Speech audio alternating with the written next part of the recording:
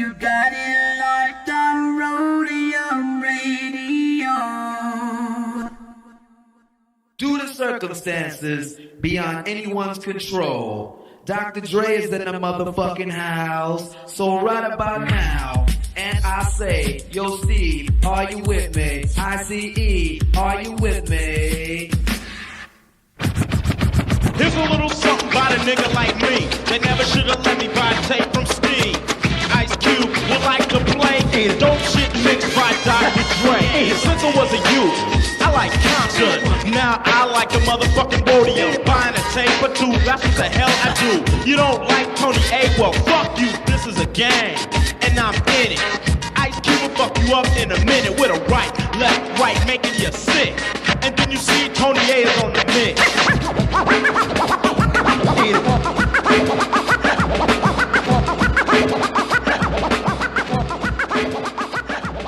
Tony A! Tony A! When you're ready, go.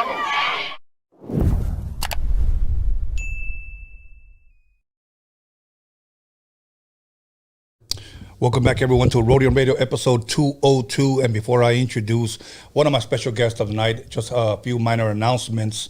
Last night, we had Dining with the Wizard. We had my boy, Shady Boy. So if you guys didn't check that out, make sure you guys go check it out.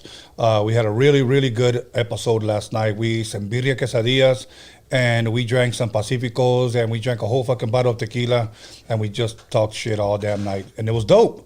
So if you guys haven't seen that, make sure you guys go check it out. Once again, Shady Boy was on Dining with the Wizard, and you guys got to wait to the end, okay? And when I say wait to the end, I got a surprise for you guys when you guys watch that show. So other than that, right now we are planning another meet and greet for Mr. D. We are thinking about doing it at, well, before I say that, I'll confirm tomorrow where we're going to have this meet and greet at, but it's going to be at a big event, hopefully if we can get the space. So, but even if we don't, I'm going to be there at this event, and the person who's throwing this event will eventually be here to promote this event. I just don't want to give away too much. So other than that, once again, I'll be checking emails tomorrow. So those of you that want to be on Roadium Radio, once again, submit your music to roadiumradio@gmail.com, and I'll be checking out emails tomorrow. Once again, submit music, videos if you have any, and a short bio. Please submit a short bio. And we'll get back to you. Somebody from my team will eventually get back to you via email. So, other than that, I want to thank everybody on the live chat, everybody who subscribed, everybody who tuned in, everybody who supports us, everybody who talks shit, everybody who doesn't support us, but you're still watching, and that's all good. So other than that, once again, so let me go ahead and introduce my very special guest, and I hope I don't butcher her name, Ceu Lua. How you doing? What's up? You said it right. Yes, you know, because I was looking at this tarot card of yours. So I don't know how you're going to pronounce it from that. Ceu Lua. Yeah. Okay, now, really quick, I gotta share with the public something really quick because, all right, you were here, episode 99, Yes. okay? Last year, October 4th. Now, this is episode 202. That was 103 episodes ago. That's crazy. Yeah, 103 episodes ago. But back then, people may recognize that you were Baby Girl. Yes. Okay, why the transition of names? What happened? Okay, so around the time that I changed my name, my grandmother had passed away. I'm sorry to hear that. It's okay. It was my best friend in the whole entire world, and she's Portuguese. And at that time, I felt like I was just going through something where I didn't really feel like Baby Girl represented me the most, or I just didn't fit that name anymore. And so I was sitting in my room, and I was like, okay, I need to figure out a different name for me. And I was like, let me make it Portuguese, because my grandma was Portuguese. And then I just took the word sky, which is céu, and then I took the word moon, which is lua, and I was like, oh, that sounds beautiful. So I used Ceu Lua. Ceu Lua. Now, do a lot of people have a hard time pronouncing this? Yes. Everybody does not know how to say it, and it's fine. I don't care. It makes me more unique. Ceu Lua. Okay. Yeah. So it's sky and then moon. The moon. Mm-hmm. Okay, Lua sounds like Luna. Yeah. Okay. Spanish and Portuguese are very similar. Yeah, and in Ceu, it's almost like saying cielo. Cielo. Mm-hmm. That's why I took it, because she's in heaven. So I was like, okay, like, how do you say heaven? That's the first word I typed in. I was like, okay, how do you say heaven in Portuguese? And it came up as Ceu. That's dope. So, yeah. That's dope. So I'm looking at this sticker right here. So why does it look like a tarot card? Is it just something that you just came up with? Yeah, so it is inspired by a tarot card. More like an oracle card, which is like more, it's just like more positivity, not really telling your future. It's just like you pull a card and it tells you like more positive do you stuff, do you get your cards read? No, I don't. Just the artist that I was working with, we kind of just like came up with this concept together. And I was like, oh, this is really pretty. So that's why. Yeah. I've gotten it read a few times, but I don't do it on the regular. For reals? Yeah. Okay, what would happen, like, let's just say, hypothetically, Okay. somebody reads your cards and they're like, okay, you're very toxic. Would you say, like, reshuffle that shit again? Give me another one? I'd be like, okay, why? No, I would try to stay as humble as possible and be like, oh, okay, maybe you're right. Okay, like, whatever. I'm only playing. I'm just a joke. No, if somebody would have read my cards and said, you know, you'll be broke next year, I'm like, reshuffle that shit again. That's false. Yeah, give me another one. Throw some chicken bones in there or something, because I want something positive, you know. But you know what? That's one thing I've noticed, that whenever I've seen people that got their tarot cards read or whatever cards read, it's always positive. Yeah. It's always positive, you know, and that's cool. But, you know, is there ever any negative? Yeah, so tarot cards and oracle cards, I think they're different. I don't know. I don't know if they are, but I know oracle cards, they look the same, but they're more positive. They're not telling you like anything negative. And that's why, because I've done tarot before. Okay. And there is a lot of like, there's negative stuff that comes up too. Okay. Yeah. Okay. Now, I've been checking out your Instagram because I see you're always posting pictures. It looks like you've been doing a lot of shows lately. Yes, okay. I have been. Now, before we get into the shows, I have to ask, because I know usually on the weekends you guys perform, you guys do or promote or do what you guys do. What do you do on the weekends that you don't have shows? What does a weekend look like for you? Do you just chill at home? You know, pop open a beer and watch the football game? What do you do? I'm a mama, so usually on the weekends, I have my daughter every other weekend. So on those weekends, I'm usually just chilling at home, watching movies, drinking some wine probably, playing board games with her. Yeah, or I'll try to go to the studio. She'll come with me to the studio a lot. Oh, okay. Yeah, so. Okay. Now, we're in October. Yeah. My favorite holiday is Halloween. I know, I remember. And you got any plans for Halloween? Like, are you going to dress up? Yes, I am. Okay, do you want to give away your costume? Yeah, no? I'm going to be a fairy. My daughter picked that out for me. She wants me to be a fairy. She says I'm going to be Tinkerbell, but I'm probably just going to be like some cute fairy. And she's going to be Princess Jasmine. That's going to be cute. We're going to just go trick-or-treating. Probably, you know where they have the Christmas lights? Yeah. So we're going to do that because we heard that it's really like hype over there for Halloween, so I'm gonna take her over there. Big time. Yeah, we've never been. We've always been around our house. Get there early, because you won't find parking. Okay. Yeah, I was gonna believe all my kids I took them all over there. Okay. Until I started giving away candy here. Okay, and then one day, what I did, I would give them like a little card that talked about like Halloween and with candy. Okay, I'll give it to them. So one day I said, I'm going to count how many cards I give away. So we did it maybe like for about 5 years. Okay, my kids give out candy right here. We average at least about 400 people to come to the back. Wow. Yeah, a lot of damn kids. But I ended up spending like $300 in candy every damn year. So after a while, I was like, okay, let me pinch some for me, because I'm going to be giving so much away. So, but it's cool. I really like it. But now that I have my grandbabies, so I'm going to fix it up for them back here, and I'm going to have them now, you know, give away candy. So I love the whole Halloween thing, you know. Thanksgiving, you know, whatever. Yeah. But Christmas is cool, but Halloween is my shit. Do you ever do like a haunted house back here or anything like You know what? I fix up the side like a cemetery. Oh, like I have like, I did like, I do my own carving on tombstones. I have like Michael Jackson, Bruce Lee, nice.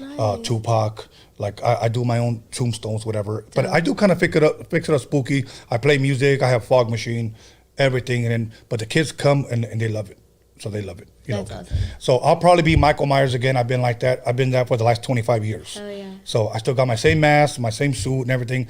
And I like standing like by the alley by myself. People think I'm a dummy, and then when you get close, I'm like, wow. That's perfect. Yeah, that's what I do. Dope. So, but yeah, take your daughter over there. She'll really, really enjoy it. Yeah, I'm excited. Now, as far as performing, talk to us a little bit about that. Oh my goodness. So, I think it was like 2 weeks ago, on the 24th, September 24th. It's almost 2 weeks ago now.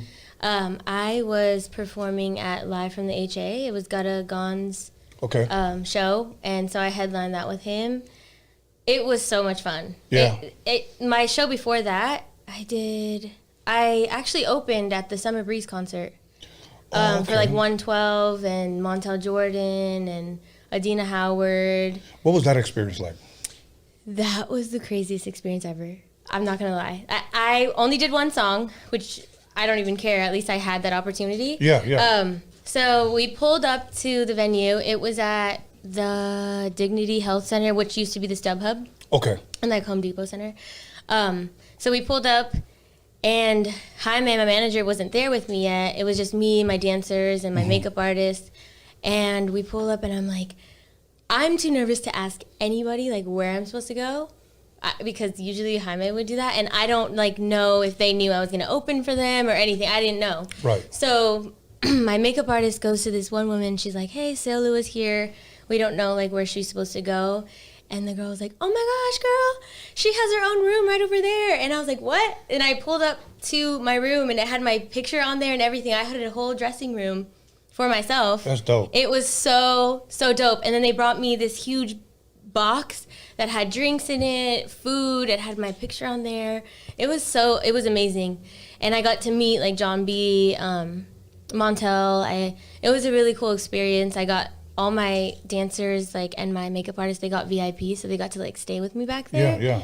It was a really awesome experience. That's dope. It was beautiful. That's dope. And and then after that, you did the show with Gutta Gon. Yes. Okay. That was so much fun. So many people turned out.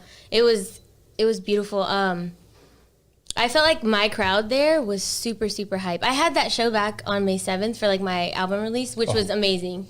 It was so dope. But this one was like, okay, now a lot of people know who I am as an artist. And so they were just vibing, and their energy was super lit. It was amazing. Yeah, it was dope. So now, fill me in a little bit, because I know Jaime always hits me up, with some of your music, some of your pictures, or stuff that he's promoting pretty much. And so from the last time that you were here, episode 99, did your album ever drop? Because I believe you had an album release party, correct? Yeah, May 7th. It dropped May 6th. Okay, May 6th. Because I know he invited me to it, but I tell him, bro, I'm going live that night. Right. I think it was on one of those nights that you were. Yeah. And I know the Gutta Gon one, I was doing Freaky Tales here that night. And I said, I'll try to go after. Yeah. But I just tell him, please tell me ahead of time. Don't tell me like 2 days before. Hi, Matt. You need to be better with telling people beforehand. Yeah, I don't know what happened that time, but it was probably just like a last minute thing. But the May 6th. Yeah, May 6th. My album did drop, yeah. Okay, and so that's out right now on all platforms? Yeah, all platforms. It's Ceu Lua, so it's self-titled. Okay, and did you happen to bring at all the list of the tracks, or maybe what about a hard copy? Do you have a hard copy? I don't have a hard copy. Okay, I'll tell you what.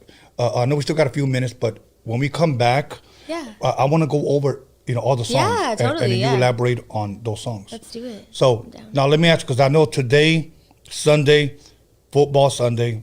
I'm a big time football guy. My team's the Dallas Cowboys. We won today, and the Raiders lost. So, well, I don't care about football. Okay. I mean, it sucks that the Raiders lost, I guess, but I'm not like a fan. So, are you a Raiders fan? No. Okay, because you said it sucks that the Raiders lost. 49er fan. Okay, 49ers. Yeah. Okay.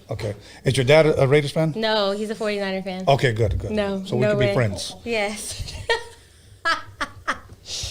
Oh, good. Now, you know what? I usually like to ask people to recommend something. For an example, the other day, I like to watch a lot of TV when I have time. Okay, I got my favorite channels. I got DirecTV, so I'll start at 2:38 and I'll scroll up, and they'll usually have some kind of Halloween movie. So the other day I was watching like Chucky and Michael Myers and all that crap. What do you like to watch? Is there anything out that's dope right now that you could recommend? I'm such a grandma. I feel like I've been watching this show called Grace and Frankie on Netflix. Grace and Frankie? Yes, it's hilarious. It's about these two women. They're older. They're probably, I think they're like in their 70s, and they were married to these two men, and the men left them to be together. And so wait, the men? Yes. The men left left their wives to be together. Okay. And I was like, okay, it's a really funny show though, and I love so it it's comedy much. then? It's comedy, yes. Okay. Yeah, it's I was hilarious. like, what the hell? I love it. I love that show. It's my second time watching it. But the other show that I'm super obsessed with is called Atypical. I already finished it. But it's about this kid on the spectrum. It's a comedy though too. Okay. And it's really, really good. It gives you so much knowledge about people that are on the spectrum, but it's also very funny. Okay. So that one, but I don't really watch too much TV, like cable, because I'm so busy all the time. But at nighttime, when I just like to wind down after my daughter's asleep, I just throw on some Netflix. Yeah. And I've been watching those shows. See, like to me, I don't know what the hell it is, but I like watching like murder, freaking mystery documentaries, like Richard Ramirez. I'll watch his ass like 3 times, like The Night Stalker, because this took place in the 80s, so we all were terrified of this guy. Right. I like to watch Charles Manson, fucking the OJ shit. So I like to watch that kind of stuff. I was into gangster movies, but when you seen them all, they're all the damn same. But I saw one. It might not be up your alley, but I liked it. I saw a documentary on Malcolm X. It was the friendship of Malcolm X and Muhammad Ali. And that was actually very well put together. So I enjoyed that one. So if you guys want to watch a good documentary, at least for me, in my age, that was a good movie. Good documentary. But some people have been asking me, have you seen the Rick James documentary? Have you heard about it? No, Yeah. I haven't. Yeah, somebody was telling me, you need to check out the Rick James. So I'm going to check that one out next. And I'm hoping that they do a Prince documentary because Prince is my dude. Yes, yeah. My mom is obsessed with Prince, and we were talking about that recently, actually.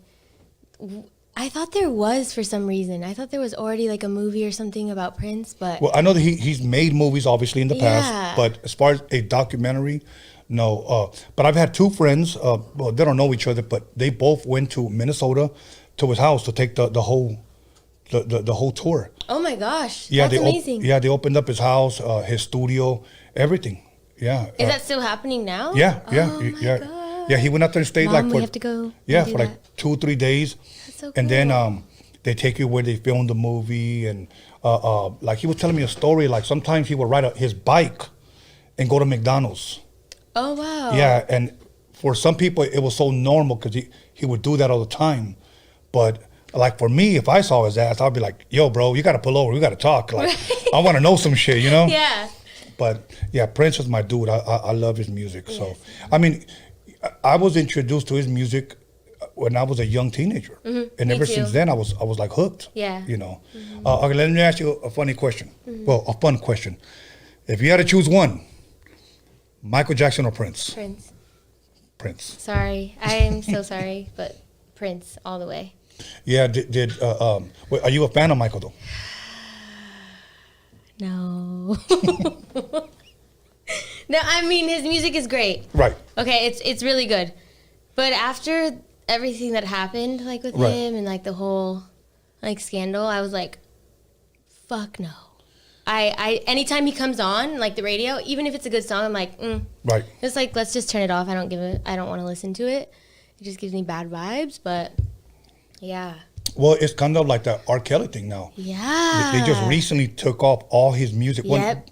I guess his page or whatever from YouTube. They want no association with that guy. And look, I understand if it's 1 or 2 people, but when you got like 20 people coming forward, it's just too much. That's too much. I don't care how much money you have, you're not going to get out of that one. And the sad thing is about Michael is that, these were just things that were just constantly always coming up. And you hated to hear it, but at the same time, you gotta like, dude, what if the shit is true, Right, and I still like to this day, I'm like, okay, because those people still could be lying too, right. True. So I still think about that till this day. Like, maybe not all of those people are telling the truth. Okay, like that documentary, the Leaving Neverland. Okay. My daughter, she's 25, 26, in the Air Force, okay? And she's been independent for a long time. She's got twin boys, my grandbabies. I love them to death. She loves Michael Jackson.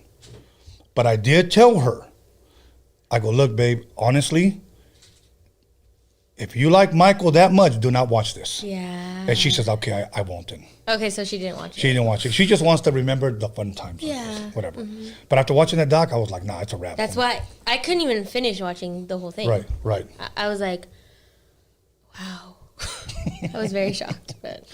Oh, well. Yeah. Now, the Dodgers are in the playoffs. They lost one to the Giants. And then they won one yesterday. What was the score, like 9-2? I didn't watch the one yesterday. Yeah, I think it was like 9-2 or some shit like that. Okay, so they did win yesterday? Yeah, they did win for yesterday. Sure. So I'm glad because last year was awesome because the Lakers and the Dodgers both won. Yeah. And then you got some hating ass bastards that are saying, well, you guys won during COVID.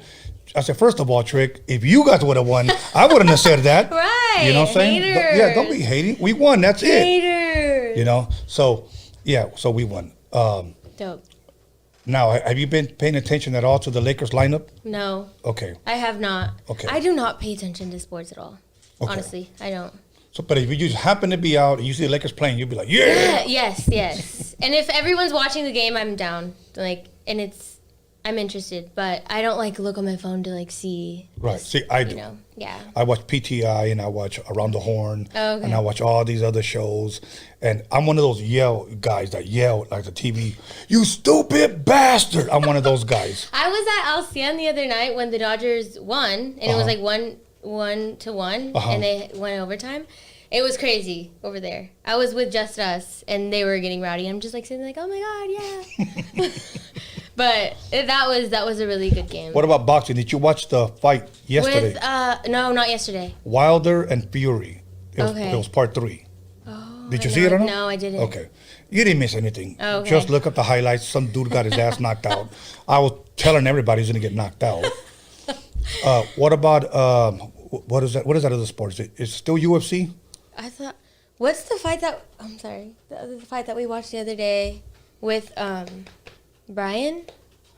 Is that MMA? Oh, that MMA, I think. Is that MMA? That Ortega guy? Yeah. Yeah. What happened? Oh my God, that was a fight that me and my mom were literally screaming in front of the TV, and I was like, "Oh my God, Brian, get up!" Because he's from Harbor area, Yeah, so we were just like, "Oh my God!" But he has such a big heart. Yeah.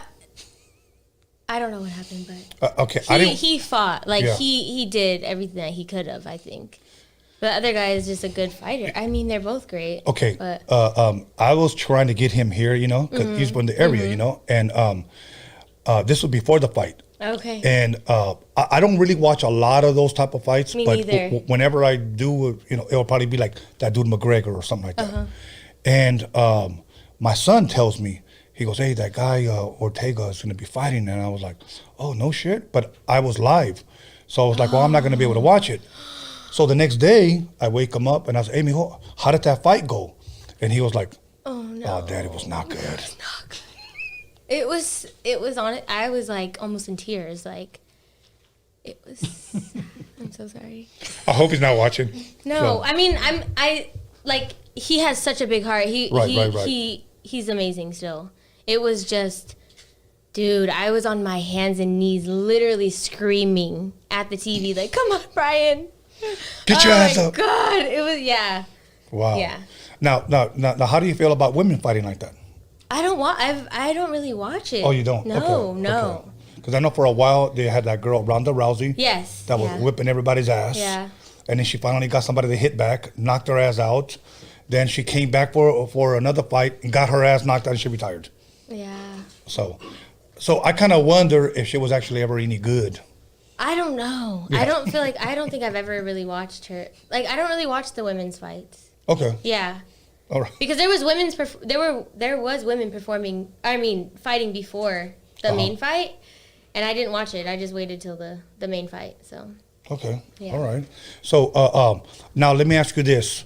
As far as your album out, you've been doing shows. Are you still recording now? Yes, I have a single that just dropped called Better Off. It dropped, I can't tell you the date, I forgot already. But then I also dropped a single that I'm featured on with Jules 626. It's called Save You. That's on all platforms. It dropped on the 4th, I think, of this month, right? Yeah, okay. On the 4th, yeah. So that's it. I'm going to be honest, I have not been in the studio for a couple of months because the shows, just I've been filming music videos like back to back. But I am going to be there this Wednesday, or this upcoming Wednesday. I will be in the studio this Wednesday working on new music.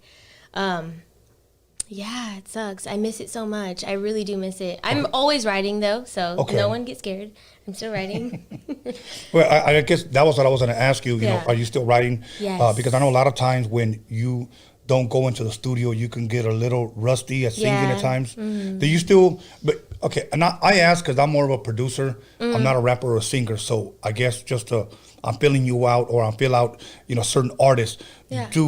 Like I asked my friend the other day. He's a dope rapper. I go, do you ever practice? Like I asked him that, and he goes, all the time. So as you being an artist and a singer, do you ever practice? I don't like to use the word practice. I feel like I'm always singing. Rehearsing, I guess, or? No, I'm the worst. Okay. I don't, before a studio session, I am not singing at all. I just go there, I'm like, okay, let's get it. But I'm always singing songs, I guess, in the car, but I don't like sit there in my room and like practice ever. Oh, Never. Okay. I don't ever do that. I probably should be, but I don't. Okay. I am looking into, though, a vocal coach and a breath work coach because I need to work on my breath when I'm performing because I lose it a lot. And I don't want to have my track behind me anymore to like back me up. I want it to be just me. Yeah. But I'm always at my performances. I'm never lip singing. I'm always singing. But I do have my main vocals lowered almost all the way down. But I do still lose my breath, so I'm still like trying to work on that. Okay. Yeah. Reason why, like I said, I bring it up because I had a buddy that he's always like, okay, I'm from the old school where we wrote our lyrics on a notebook. Okay. I still do that too. Okay. This guy, obviously does it on his phone, so he's always.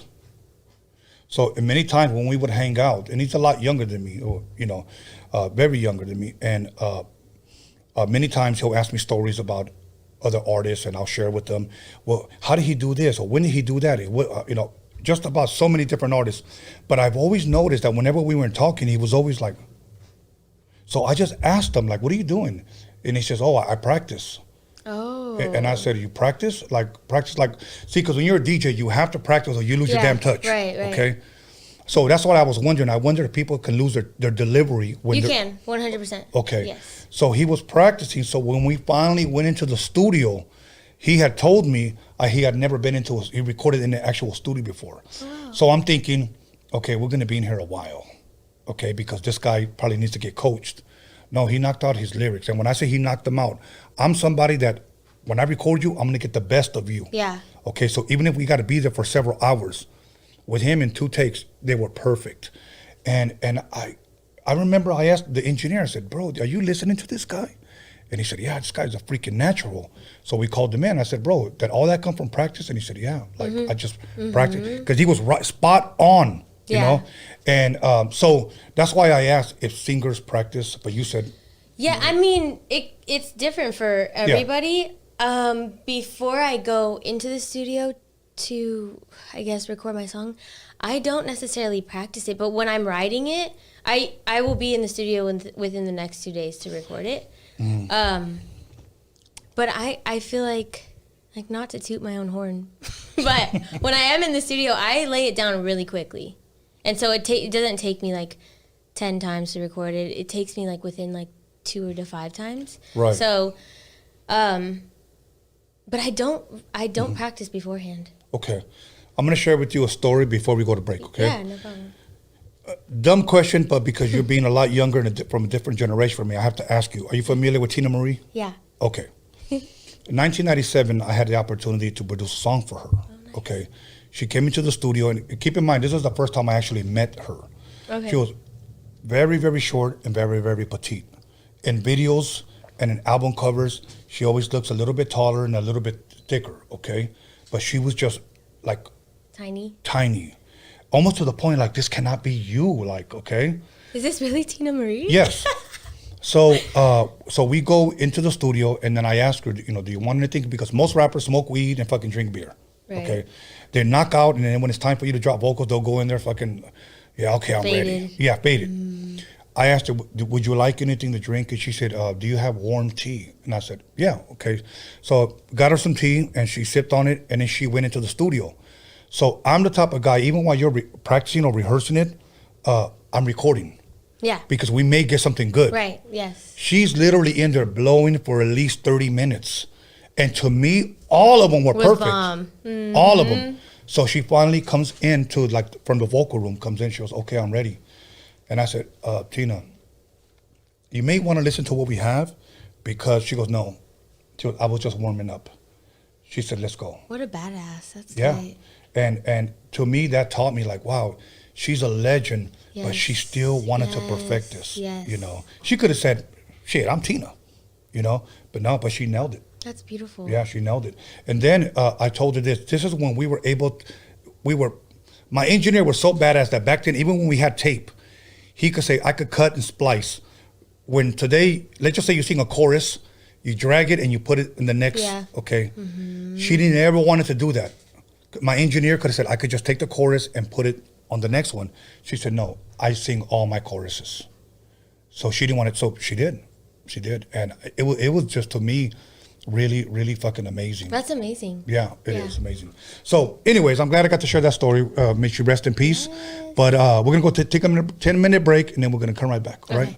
Okay, everybody, make sure you call somebody, text somebody, slap the shit out of somebody, let them know that Ceu Lua, and I hope I said it right, is in the motherfucking building. We'll be back 10 minutes. Hey, how you doing? It's me, Little Easy E, Eric, right? And a lot of you know me, know I like to smile. And to thank for my beautiful smile, I want to thank Occidental. That's Occidental in Hollywood. So check this out. For all your dental needs, be sure to come to them, because they'll be there to take care of you. That's Occidental in Hollywood. Check them out.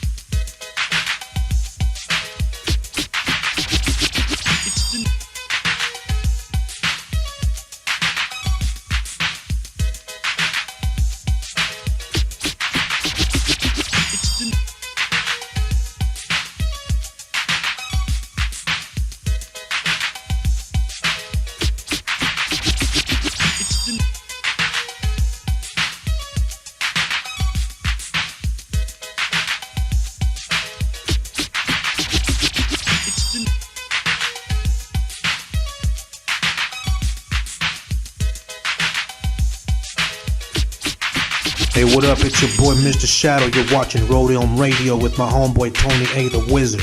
You know what time it is. Yo, what's cracking? Nosotros somos A.DA y estamos aquí con Tony A. the Wizard. You know Roadium Radio, damn it. You know what it is. Yo, what's cracking? It's your boy OG Arabian Prince from the world's most dangerous group, NWA. Sitting here with my boy Tony A. the Wizard on Roadium Radio. What's up, everybody? It's your homegirl Magic Girl, and you are now listening to Roadium Radio with Tony A. the Wizard. Yo, what's up? This is Bozo, aka Emiliano. You tune into Roadium Radio on Tony Vision's YouTube channel. Let's get it. What up, what up? It's Mr. Soto. You guys are now in tune to Roadium Radio right here on Tony Vision on YouTube. Yep. Check it out. This is MC Poncho on the MIC. Shout out to Tony A. the Wizard, Roadium Radio. You already know. What up? This is DJ Trick, Spanish Fly, and you're watching Tony A. on the Roadium Radio Show. Big G, Roadium Radio, Tony A. in full effect. Stay tuned, watch, listen. This is how we doing it over here. What's up with it, dog? It's West Coast Gilly on Roadium Radio with the legend Tony A. the Wizard on Tony Vision. You know what it is. West Coast to the fullest. Believe that. What's up, everybody? This is Stefan Ori. You're listening to Roadium Radio with Tony A. the Wizard.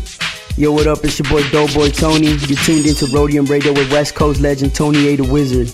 What up? It's your boy Lottie the G, straight out of Santa Ana, CA, and we're right here live in the mix with the West Coast legend Tony A. the Wizard on Roadium Radio, Tony Vision on YouTube.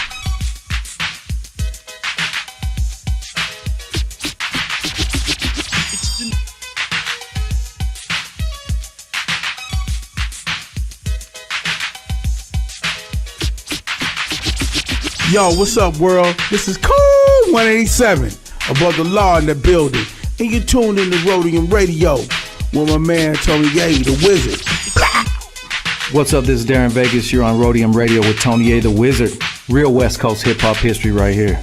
Yo, what up? Sleepy Malo in the house, here at the Roadium Radio with my boy Tony A. the Wizard, giving us our voice back. One of the realest motherfuckers I know. What's up, homie? Show me Frankie Quinones, a.k.a. Creeper from Cholo Fi, and you're listening to Tony A. the Wizard on Roadium Radio. That's what's up right there. Hey, yo, what's up, man? It's Cujo the Savage. I'm right here with Tony A. the Wizard, Roadium Radio. Everybody stay tuned, man. It's a motherfucking hit.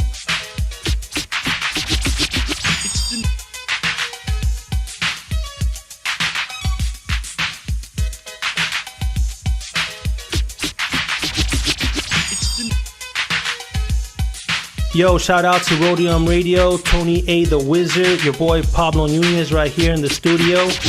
Be about it, people.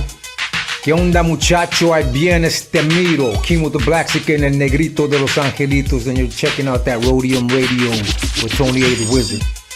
¿Qué hubo, Raza? This is Wicked from the Brown Side here on Roadium Radio with Tony A. the Wizard. You know. What up, it's your homeboy Infinite TGM, chilling with Tony A. the Wizard on Roadium Radio. Make sure you guys go check that out.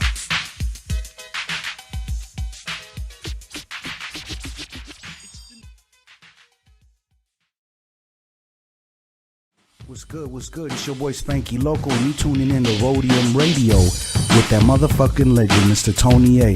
You know what time it is, West. Hey, what up? This is Rebello the Dawn. And this is Dominator. And we came straight from the 805 ready to slap that motherfucking meat on your grill, bitch. Roadium Radio, Central Coast Click.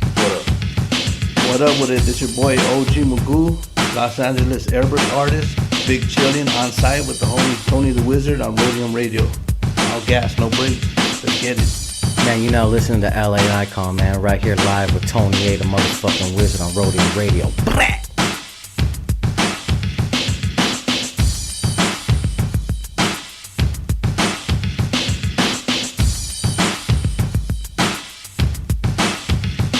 What's up? This is A.DA, the Spanish Fly, with that reintroduction right here on Roadium Radio with my boy, the Wizard, Tony A.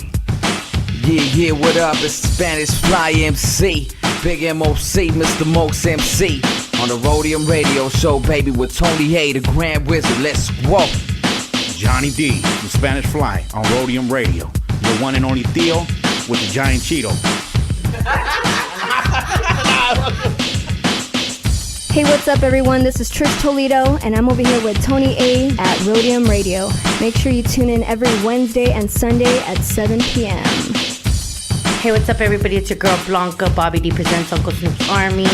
Chilling right here at Roadium Radio with Tony A. the Wizard. Make sure you tune in Wednesdays and Sundays at 7 p.m. on YouTube. What up, West Coast and all hip-hop fans? This is your girl Violet Brown, and I'm here with Tony A. the Wizard. Yo, this is Daniel Jones, the D to the motherfucking G Media Clips. Here with your boy, Tony A. the Wizard on the Roadium Radio Show. Check 1 2 1 2. This is Roger Live, and you are in tune to the sounds of Tony A. the Wizard on Roadium Radio West Coast.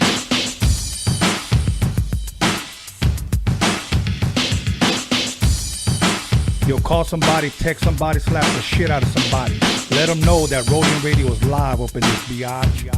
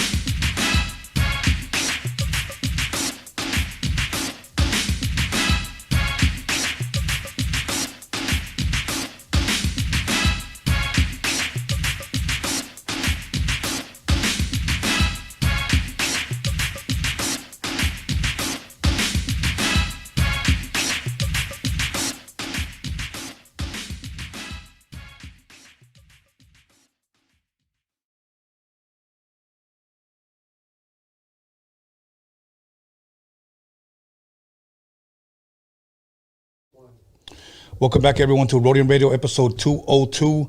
And before we get right back into the interview, I want to give a shout out to Shady Boy. Yesterday, once again, he was on Dining with the Wizard. He blessed me with the shirt. He designed it, and it says The Wizard on there. And actually got a logo of me with a boombox here. So, Shady Boy, thank you once again.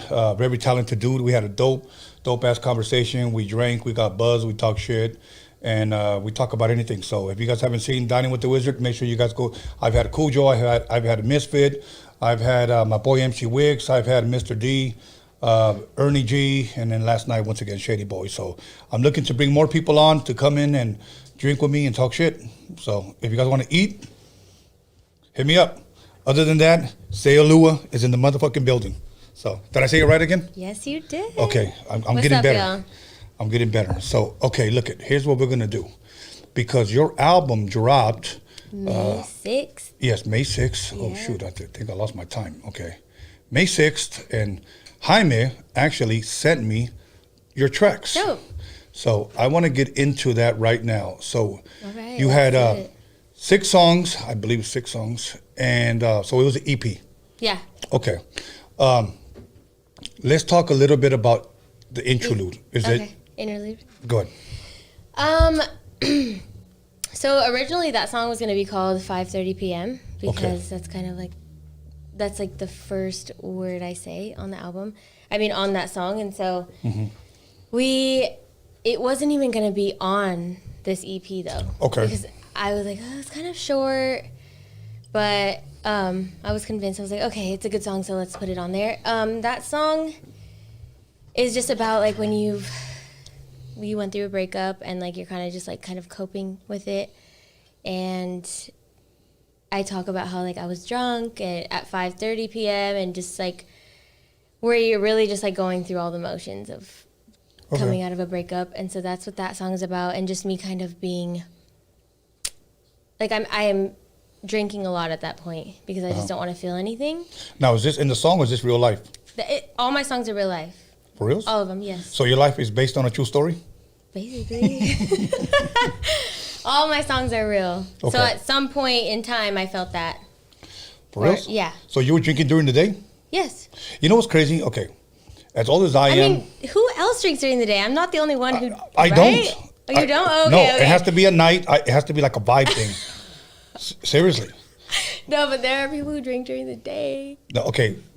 My brother, he's a day drinker. He'll start drinking like at 10 o'clock. Okay. He just says, and he loves drinking in the sun.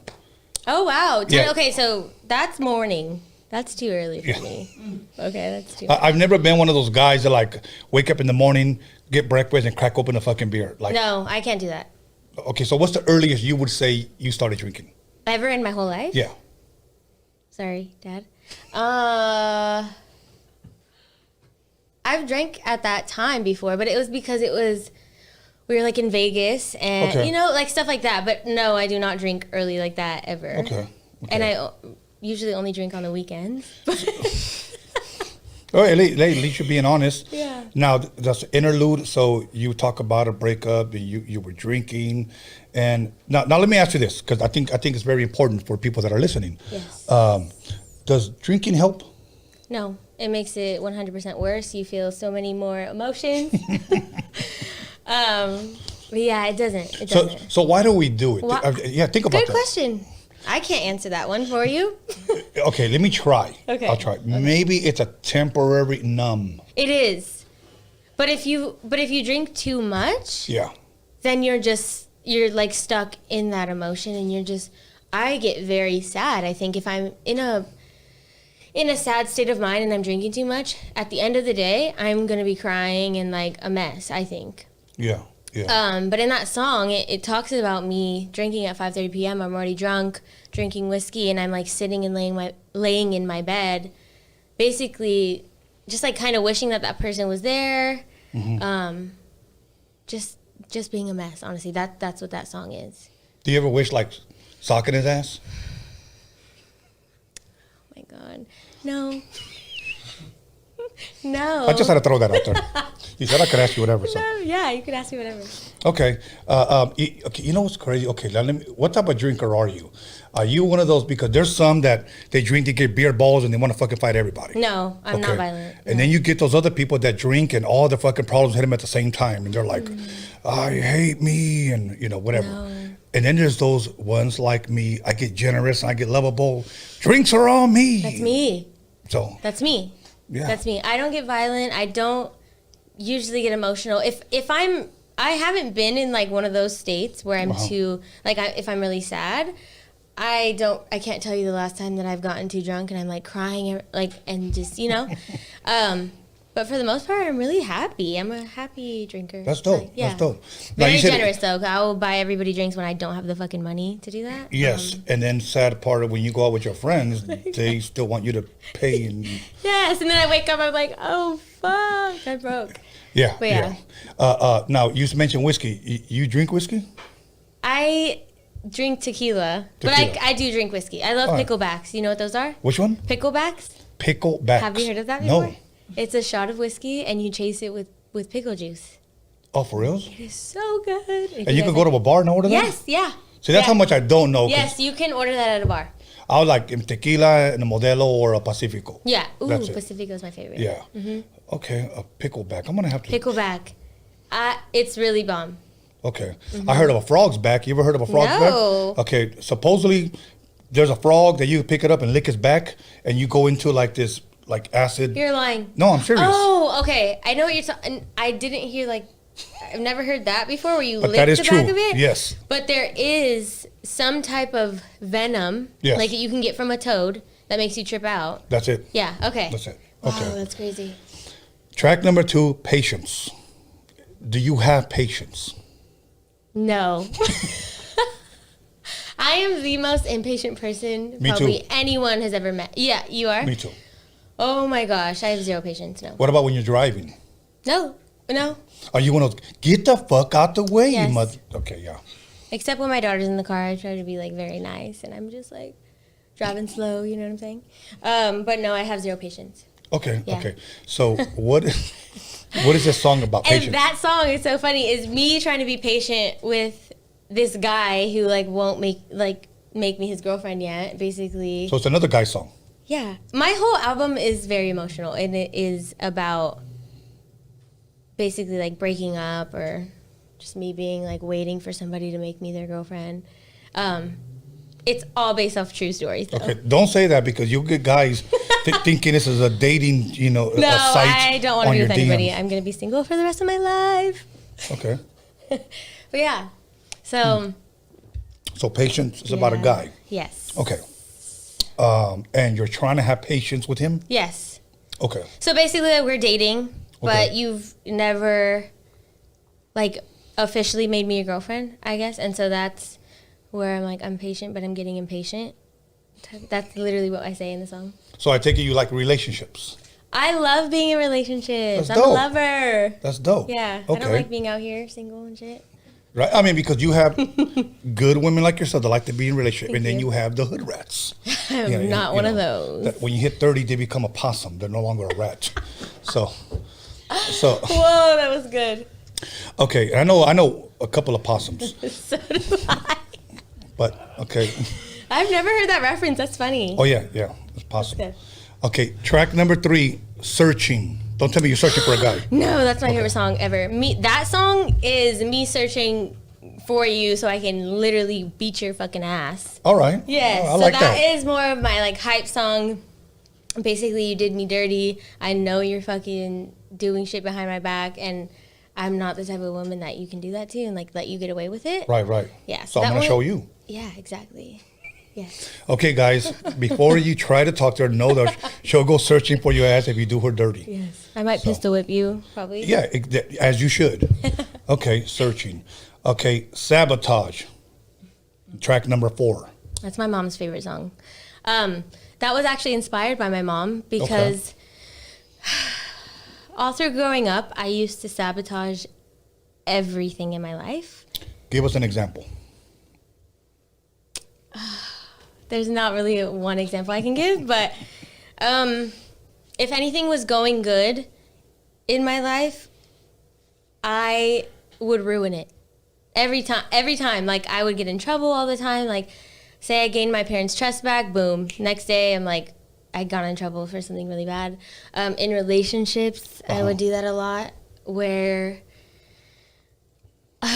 like, when I was younger, I don't want to say I used to lie, but I wouldn't tell, like, the full truth if somebody asked me something. I was so scared.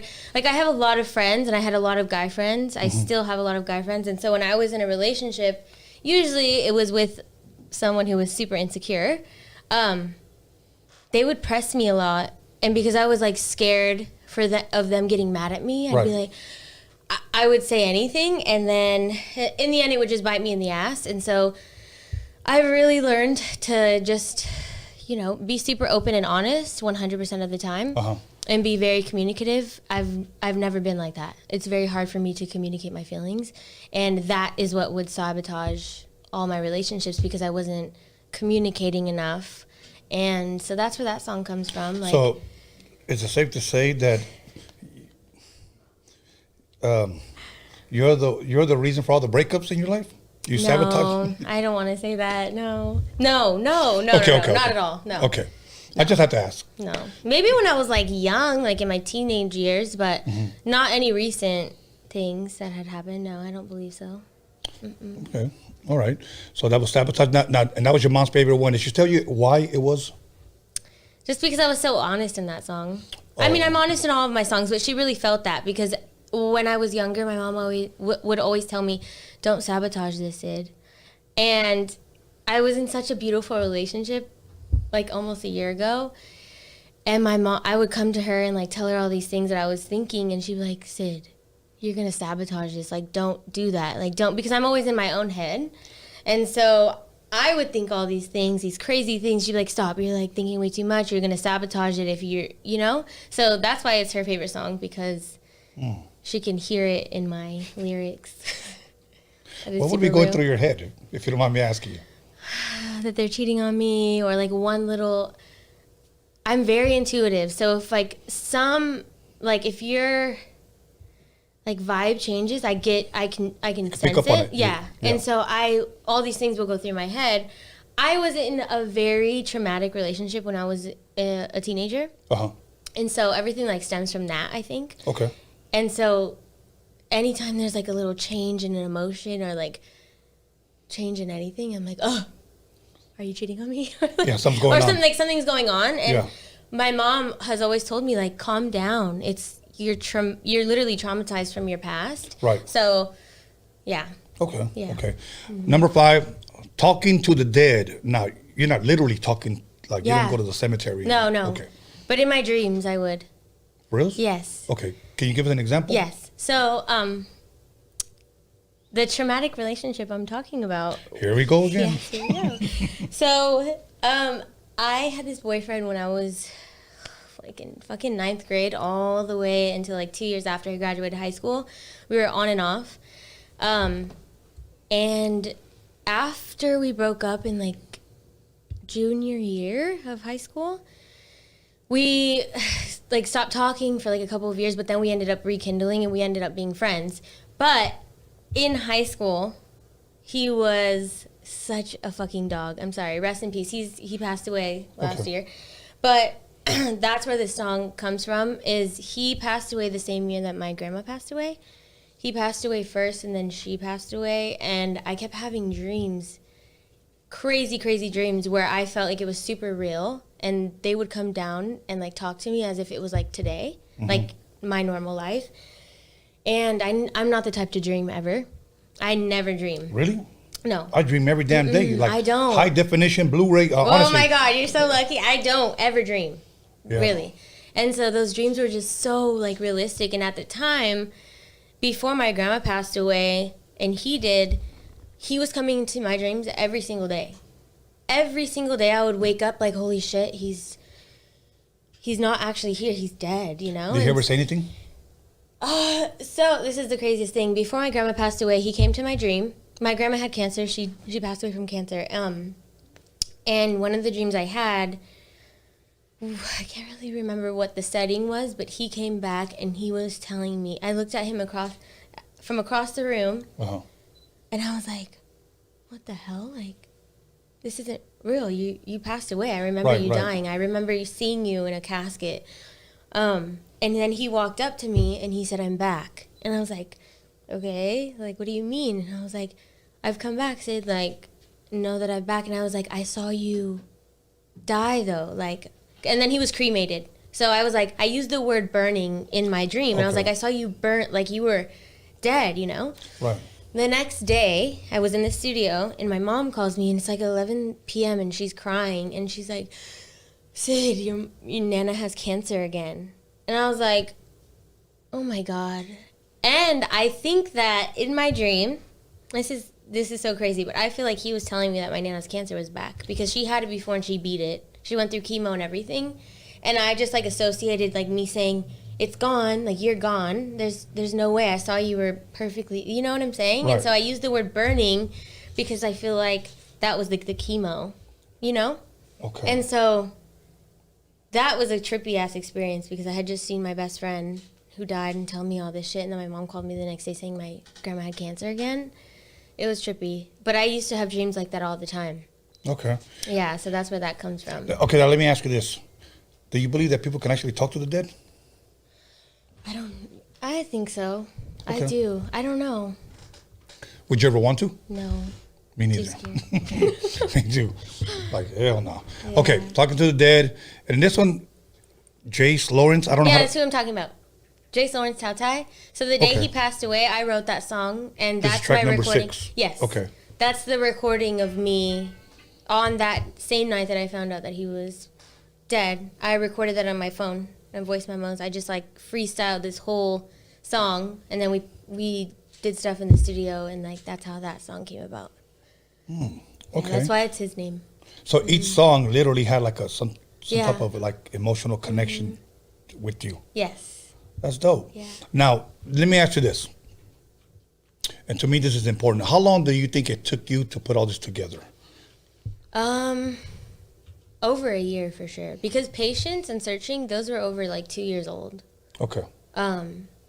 Before I put that on the album. Mm-hmm. So it took me like a year to get this whole thing together. I bring that up because the artist that I'm working with, when I met with him and his manager, I told him that his album will probably take me 6 months to a year. And the reason why I told him that, so we have to build a vibe, chemistry, whatever you want to call it. Mm-hmm. We have to.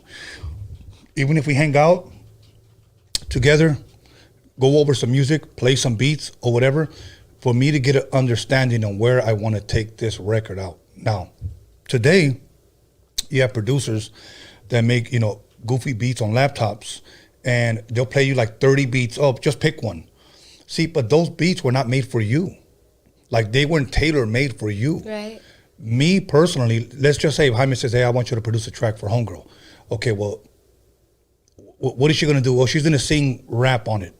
Okay, I need to kind of get an idea by talking to her what she's looking for. Mm-hmm. And it's almost like if you were to go to a tailor and you would say, I just want a dress. Well, we got to go over ideas, so that's how it is. And I wish more producers would do that with their artists, because that's where I think music lasts. Yeah. Today, if you just drop single, EP, single, you're just going to be the flavor of the week, So now, okay, the EP is out. What is the response you're getting on the streets or from friends? I'm getting a lot of good responses back. Mm-hmm. I haven't ever gotten anything negative. Uh-huh. People reach out to me all the time. Talking to the Dead is one of everybody's favorite songs. I think a lot of people can relate to that if they lost somebody, especially the Jace Tautai one. Uh-huh. A lot of people love that song. I personally have not listened to that song since it's been released. I can't listen to it. So you don't perform it at all either? No, but I'm going to perform it on October 16th because I'm going to do my whole album. Okay. So it's going to be good. But I haven't listened to that song because it's just super, super hard for me because it's the day that I found out that he passed away. So it's hard for me, but I've gotten such great feedback from that song. Right. Everybody loves it because they can feel the pain, they can feel all my emotion, and they relate to it. And same with Sabotage, like they love that song. So I've gotten really good feedback. If people wanted to listen to this record, where can they go? Is that on all platforms? Yes, all platforms. You can listen, even if you don't have like Spotify or Apple Music, you can listen to it on YouTube. Anywhere. Yeah. Do you have your own YouTube channel? Yeah. Or, okay. Yeah. Ceu Lua, yes. Ceu Lua. Ceu Lua. So that's CEULUA. Now, is it on your bio on Instagram? Would it lead them to anywhere? Yeah, you can click the link in my bio and it will pull up every single link to YouTube, to my music videos, to Spotify, Apple Music, everything. Okay. Now, as far as videos, what videos from this album or from this EP do you have that you've done? I haven't done any. Right now, we just recorded the video for Searching, and we did do Patience too. We're still like working on that a little bit more, but I should have Searching released within the next month and a half. Okay. Yeah. Okay, that's dope. Now let's talk a little bit about October 16th, right over here. Yeah. Okay, I think did we post up the flyer? Okay, we're gonna post it when we go to break. But there's a flyer that I want everybody to check out when we go to break. It's October 16th, and I think you guys go on at what time? So the whole event is from 1 p.m. to 8 p.m. I go on at 7:15. Just Us performs before me. I think we all have 30-minute sets. Crash Indigo goes before him, and I think it's YNG and Serzo.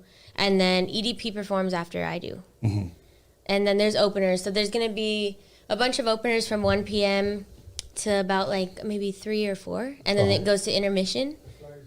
Okay, the flyer's up right there. Yeah, dope. And we'll a Wilmington story up. Yeah, we'll even put it on the break so that you guys can get the address, whatever. But it's right here, right off of Avalon. It ain't too far. Yeah, it's at the Wilmington Town Square. Okay, right in which front we of... used to call the Bum Park back in the days. Yes. So. Well, the last time we were there, I was there performing for Long Beach Carlos with like Just Us. There was this guy who was like sitting there. There was a bunch of bums still. For reals? Yeah. Maybe they were fans. No, they were 100%. Okay, there you go. Yeah. See, it was tight. They were rocking to your music. They were. It That's was dope. Okay, so you're gonna do a 30-minute set. Yeah. And is this a free event? Anybody can come? Yeah, it's free. Everybody can come. There's going to be food, desserts. There's going to be drinks. It's going to be fun. Okay, everybody. Once again, we're going to put the flyer up in a little bit when we go to break. Come out and support. You go on at 7:15. 7:15. Yes. And is that band going to be there? The group? Yes, Enclicados. Yes. They're going to be there. If I said that right, I'm very proud of myself. Yes. Okay, yeah. They probably have a hard time saying Ceu Lua. Everybody does. I'm actually getting better. You are. Yeah, okay. It's good. Now, okay, what can the fans expect for the rest of 2021? What do we got? November, December? We got 2 more months. Yeah. You got a visual dropping out? Yes. Most likely you said December? Yeah, hopefully it'll be released before then. I'm looking at November, so hopefully release my Searching music video in November. Okay. Yes, but more music for sure. Not an album, but I'm going to have more music out. Okay, and then in 2022, are you planning to drop just more singles, maybe another EP or an album? I want to do an album. Okay, an album. Okay. An album for All sure. right. Now, I'm going to tell you something, and Jaime, hopefully you listen. Do not do more than 12 songs. No. Do not. Today, people think because if you release 36 songs on an album. There's absolutely no way I would do that. Yeah. I can't. It's too much. No. 12 songs, all bangers. Yes. You know, so yeah, 12 songs, all bangers. So that's how you do it. So now, are you still open to work with different producers, or do you have your producers already? So right now, I am working with Geo. Do you know who that is? Geo Works? No. Okay, so crazy story behind that. When I was 15 years old, I went into his studio for the very first time. I've never recorded anywhere, and it was with my friends I went to high school with at the time. And he was the engineer and producer.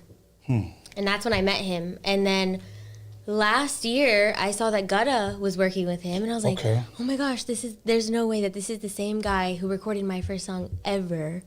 And so we like reconnected from that, and that's super dope. And he actually did Talking to the Dead, and he did Better Off, my last single that I just dropped. Yeah. I know there was one song. But I am open. I'm open to working with anybody. Yes. So for only serious inquiries, hit her up. If you're a dope producer and you want to work with her, hit her up. Your Instagram has been up there, and will also be on the description once the video's been posted. Now, when you perform, do you have like dancers? Do you or is it just you? Yes. So majority of the time, I do have dancers that will perform with me. This last show, I didn't, but yes. And for the future shows, I would like to have my dancers on stage. Okay, that'll work. Okay, we've come to the conclusion of this interview. So, is there anything that I didn't ask you? Anything you want to share? Anything you want to say? Anybody you want to diss? It doesn't matter. Go ahead. No, I don't want to diss anybody. I just want to shout out Know Thyself and everybody on the label. It's been a crazy ride, and I'm so excited for the future. And thank you, Jaime. That'll work. Yes, thank you, Jaime. Thank you for having me. Oh, thank you, and thank you for being your dad. Hell yeah. I'm glad he was here. Shout out to my dad. I love you so much. Hell yeah. Okay, other than that, let me see. Much love, much success. Thank you. And I'm still going to say, when you blow up, please come back, give us another interview. Yes. And tell us, I told you I was going to make it, Tone.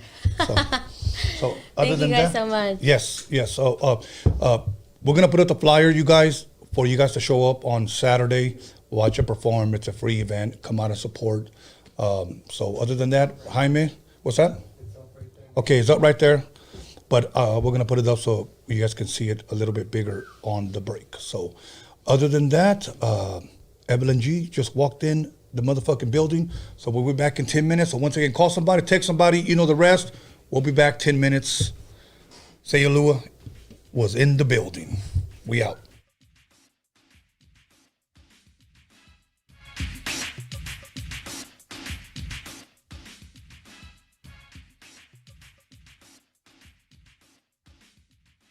Hey, how you doing? It's me, Little Easy E, Eric Wright, and a lot of you know me, know I like to smile. And to thank for my beautiful smile, I want to thank Occidental. That's Occidental in Hollywood. So check this out. For all your dental needs, be sure to come to them, because they'll be there to take care of you. That's Occidental in Hollywood. Check them out.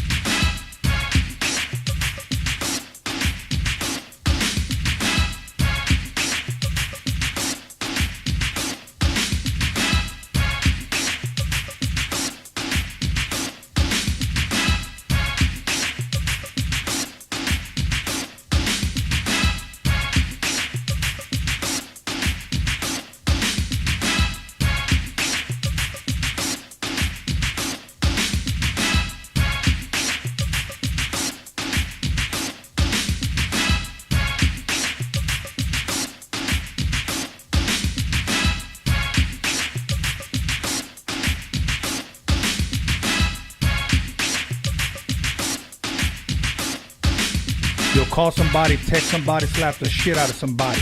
Let them know that Roadium Radio is live up in this biatch.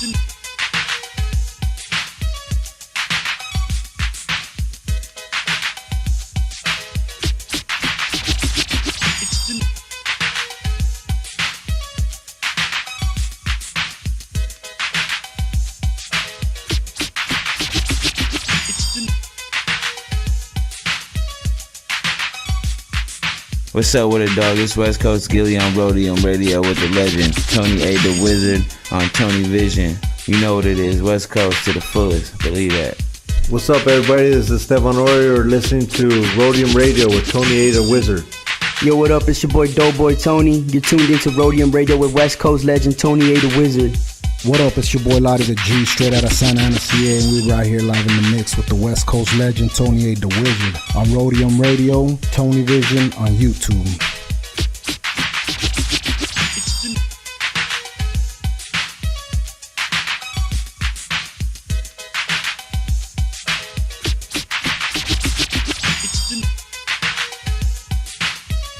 Yo, what's up, world? This is Cool 187, above the law in the building. And you tuned in to Roadium Radio with my man Tony A. the Wizard. What's up, this is Darren Vegas. You're on Roadium Radio with Tony A. the Wizard. Real West Coast hip-hop history right here. Yo, what up? Sleepy Malo in the house, here at the Roadium Radio with my boy Tony A. the Wizard, giving us our voice back. One of the realest motherfuckers I know.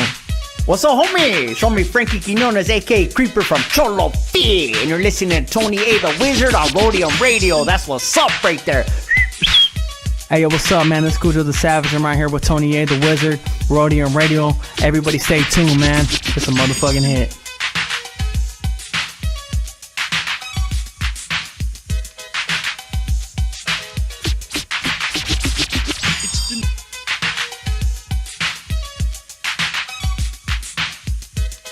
Yo, shout out to Roadium Radio, Tony A. the Wizard, your boy Pablo Nunez right here in the studio.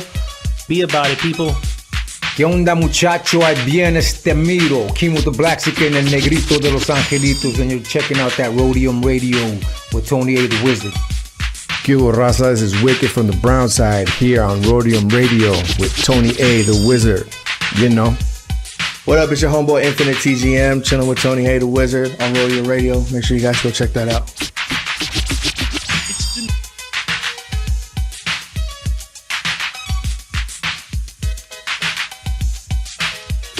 What's good?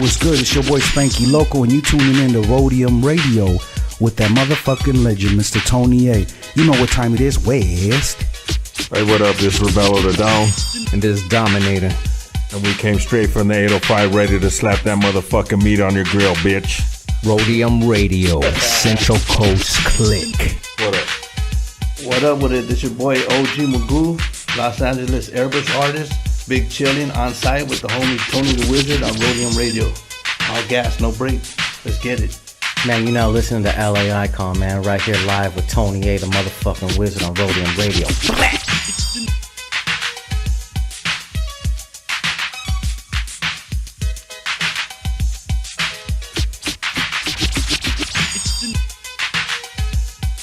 What's up? This is A.DA, the Spanish Fly, with that reintroduction right here on Roadium Radio with my boy, the Wizard, Tony A.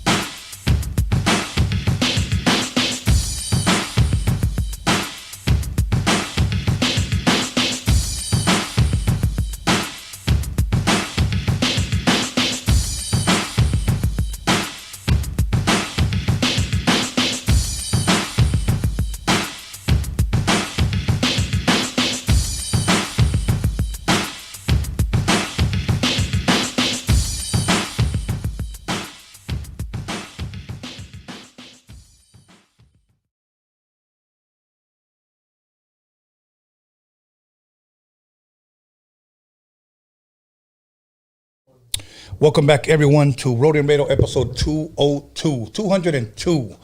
Once again, let me go ahead and recommend a couple of interviews that I just recently did that come to mind.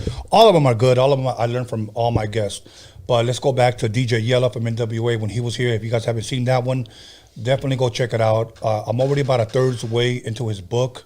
So make sure you guys purchase that book. It's his story about him coming up. It's just not about NWA, the Wrecking Crew, his DJ days, and then the NWA stuff. But check it out. It's a pretty interesting book so far. I recommend it. Also, the other one that comes to mind is the Julio G. For those of you who don't know who Julio G is, go check it out. For those of you that do know who he is, go check it out. A lot of people don't realize that we've known each other since we've been teenagers. So I highly recommend those. And then last night's Dining with the Wizard with Shady Boy. Once again, he blessed me with his shirt that he designed himself. So I just want to give him a shout out to that. So, but other than that, once again, I'll be checking out emails tomorrow. So if you want to submit your music, videos, and a short bio, go for it tonight. I'll get to them tomorrow. But it's just give me time, because sometimes when you get about 50 emails a day, it's really, really hard going, listening to 50 songs from 50 different artists. So give me your best shit. A short bio and a couple of videos, and we'll go from there. Please do not DM them to me. Please do not inbox them. I don't even open my inbox on Facebook. So if you send me a message, I'll probably never read it. Just DM it to me or go to roadiumradio@gmail.com and contact me there. Other than that, once again, we're trying to set up a Mr. D. Once again, for those of you that did not attend the meet and greet, we're going to do one more. We're going to do one more. We're going to have merch there, and we're going to have CDs and everything for those of you that still like hard copies. But other than that, if I have anything else I want to share, I'll share it right before we go to break or when we come back from break. But without further ado, please allow me to introduce part 2 of our interview with Evelyn G in the place to be. Hey, Tony. Thank you for having me back once again. Yes. I'm glad you're here. And a lot of people have actually requested you back. So that's why I said, hey, we got to have you back. Okay, now, really quick, in case you didn't know this, the episode that you were here last was episode 112. We're in episode 202. That was 90 episodes ago. Dang. 90. It seems like a long time, but it is a long time. It was. I realized the other day, I was like, wait, that was almost a year ago. And I was like, it felt like a month ago. Or something. It doesn't even seem that long. Yeah, it didn't seem that long. Yeah, like the other artist that was here, she was 103 episodes ago. But we're still here, and we're still shining light on independent artists, and I love it. I'm glad to help, and I know you got some new music out, but before we get to that, I just want to ask you, how have you been since episode 112? What have you been up to?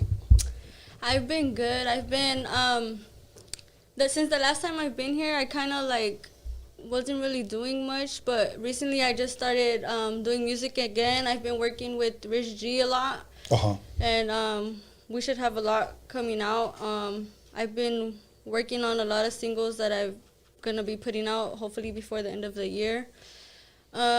Music videos as well, and hopefully some more shows, and that's pretty much it. Okay, and why the long break, if you will? Because, like I said, that was episode 112. That was 90 episodes ago. It was almost a year. Mm-hmm. Was it just life just caught up to you and you just, I got to take care of family first type of deal? Okay. Yeah, that was pretty much it. Because, the last time I came, I told you I just had a daughter, and she was, when I came, she was like 2 months. Now she's already 1, so she's already a little bit older. So now I'm like, okay, let me get back out there. Let me do music again, because during the whole quarantine I was like, let me give my time to her, since I couldn't really go to the studio and really do much shows and anything, because everything was shut down around that time. So I was like, all right, this is my time to take a little break, but now I'm back. So okay. How many children do you have, if you don't mind me asking? Just one. Yeah. How do you like being a mom? It's good. It's a whole new experience. It's really different for me right now. No, it is. I mean, okay. I got children, but I also have grandbabies now. I have 3 grandbabies, twins, and then a baby girl, So I have 2 boys, 1 girl. And for me, I'll tell you what, I know it's amazing having your own kids. It truly is. You raise them, you love them, you take care of them, you provide for them. But I'll tell you what, all my friends used to always tell me, wait till you become a grandparent. Okay. I always wanted to wait because I told my girls, slow down. I don't want to be a grandparent just yet. But, all my children are well off. I'm thankful for that. So they're giving me babies now. But it's an amazing feeling, and I know you're still young and you can wait, but one day when you become a grandparent, it's a totally different, it's an amazing feeling. I know I've heard a lot of people say that, but I'm like, I don't know, I don't understand that yet. But I see my parents and they say the same thing, but I'm like, I don't know, I still don't understand. I probably had to experience to understand because I don't know. Like I said, all my friends always tell me about their grandbabies. They're, my grandbabies. So after a while, I was like, okay, I want to experience that. But it is true. You know what it feels like?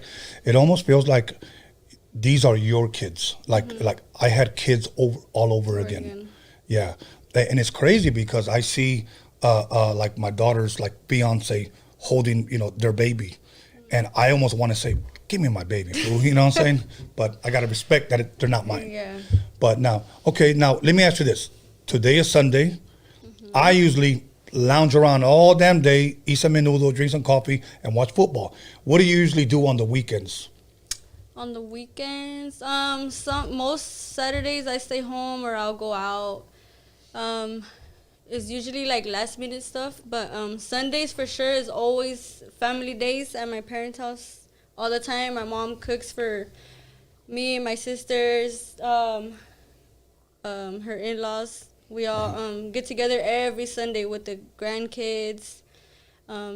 Literally every Sunday. We never miss a Sunday. That's a beautiful thing, and it brings families closer because I remember when my mom was alive, everybody, and I'm one of 10 kids. So everybody would go over there and she fed everybody, you know what I'm saying? So, but we still watch football or whatever. Now let me ask you this, you got a football team? Not really. I'm not really into sports like that. No? Okay. Neither was the other artist, but I have to ask anyways because sometimes you just never know.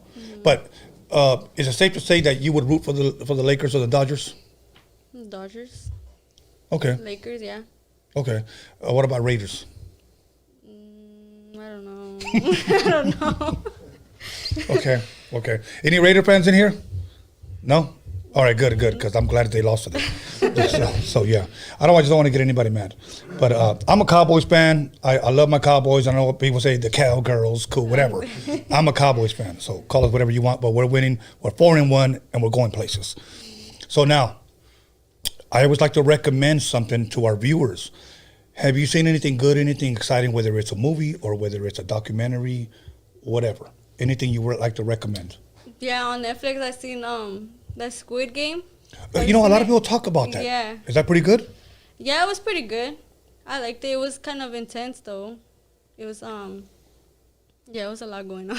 Now, is this a movie or is this like a series? Yeah, a series. Okay, you watched them all? I think it was like 10 episodes. It was one season. Okay, and you watched them already? Yeah. For reals? Damn. Okay. Earlier I recommended one because I just like to watch, I guess, shit when I was a kid. It's a documentary of Malcolm X and the friendship of Muhammad Ali. I really enjoy those kind, but I also like watching a lot of murder shit. Like Richard Ramirez, the Night Stalker. Charles Manson, Jeffrey Dahmer. I like watching a lot of that shit. Do you like scary movies?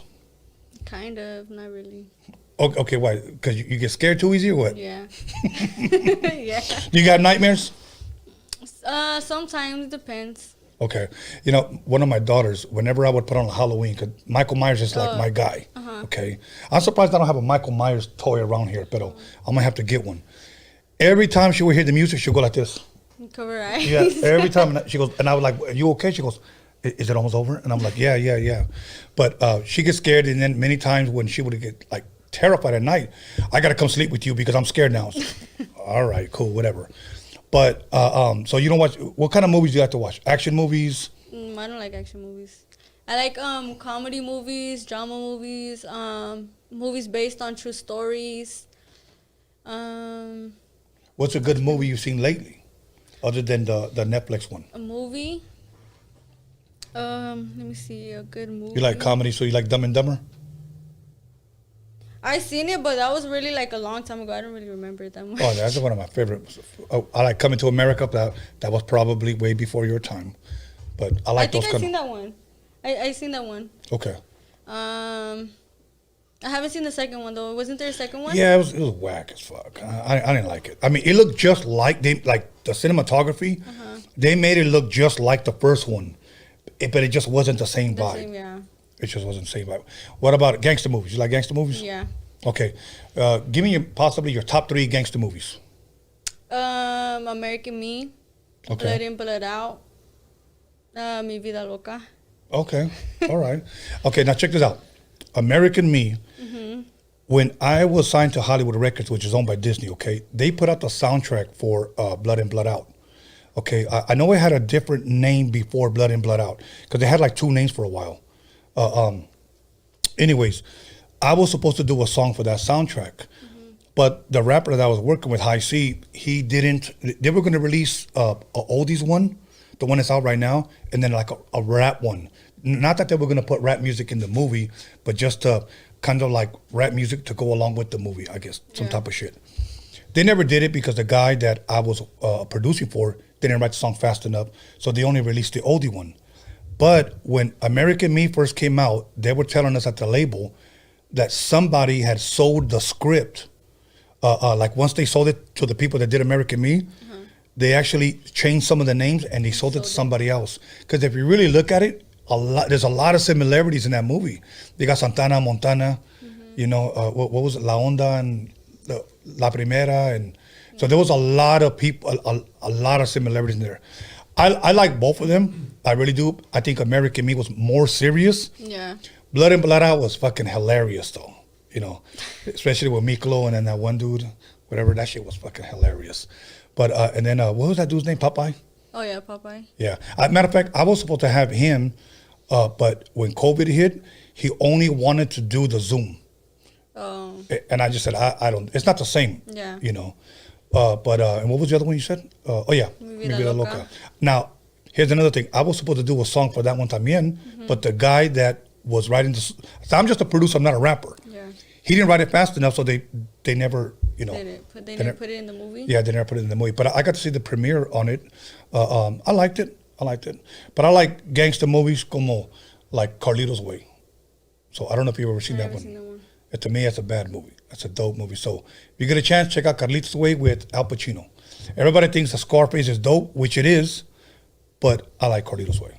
And then there's another one that's on Netflix. I think it's called, Alex, what is it, The Irishman or The English? The Irishman. Oh. That one's a good one too. That one has Robert De Niro, Joe Pesci, Al Pacino. Good movie though. But yeah, I like watching a lot of shit when I have the time, you know. Now, last time we were here, we talked a lot about, you know, how you got signed to the label you were with, how you met Toker and stuff like that. Julio G, I don't know, I'm not sure if you know who he is. He came here about a week and a half ago or so, and he shared a lot of Toker stories as well, you know. Do you still communicate or have any type of relationship with his family? With his wife, yeah, and one of his daughters. Okay. Yeah. Actually, yesterday was his anniversary from. Was it yesterday or today? Yesterday. Okay. It was 3 years already. 3 years. Yeah. Okay. Rest in peace, Toker. Yes. Okay. Yeah. I for some reason I thought maybe it was yesterday's post that I saw today. You know. Now let me ask you this, and I have to ask you this: do you know of possibly? Because I asked Rich G this. And he said he didn't know or wasn't sure. I asked Julio G after our show, and I even asked Tony G, and none of them knew, but I have to ask you, was there ever any songs that you may possibly know that were never released that are still possibly, that he might have recorded but never released? I remember him showing me one, but I honestly don't remember because it was 3 years ago. I don't remember if that one was released already or if it wasn't. I really don't remember. But I remember he showed me. We were in the car and he was driving me to the studio, and he was playing his music. But I honestly don't remember if the song he showed me was released already or if it wasn't released. I'm not sure. Okay.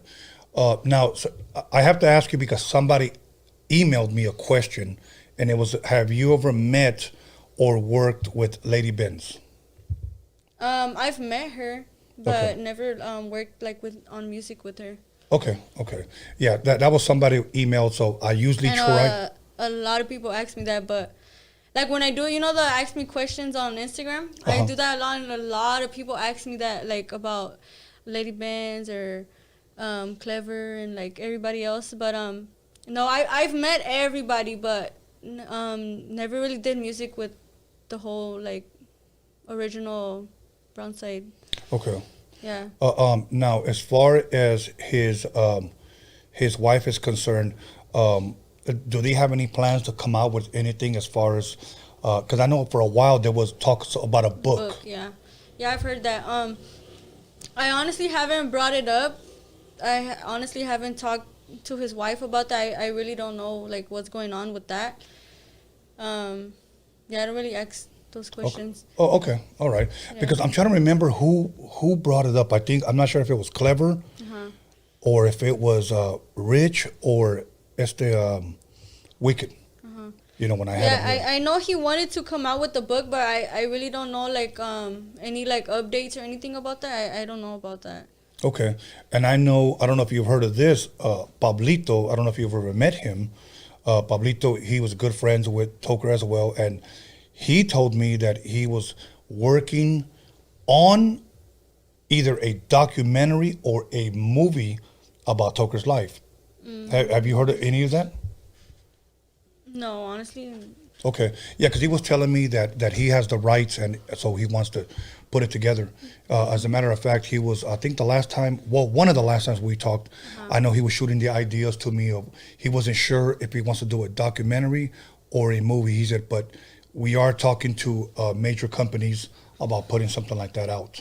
I think it'll be interesting, to do something like that, because I think that's a group that came out of the 90s that a lot of people want to know about. Yeah, a lot of people want to. It's almost like Toker in a sense, and I'm not saying he is, but in a sense, almost like a Tupac. Not only was taken away from everyone too soon, but it's almost like people just want to know more about him. Yeah, everybody want to know like his story and how he came up. Yeah. And, I know what you mean. Yeah. Okay, yeah, so I think that's why they do it, because believe me, every time that I have somebody here that was somehow related or associated to Brownside, the number one question they ask, can you ask her about Toker? Yeah, and I just think because there's a fan base out there for him still, just like there's a fan base out there for you. But if you ask me, and I know you got a child and I know you got a life to live, I would have you more busier in the studio. Yeah. But at the same time, I'm pretty sure, like you said, you've been working with Rich, you know what I'm saying? Like when Lady Benz was here, I wish she would have, done something, because there was people always asking her, when are you going to come with this? When are you going to? And she just said, I'm not working on anything.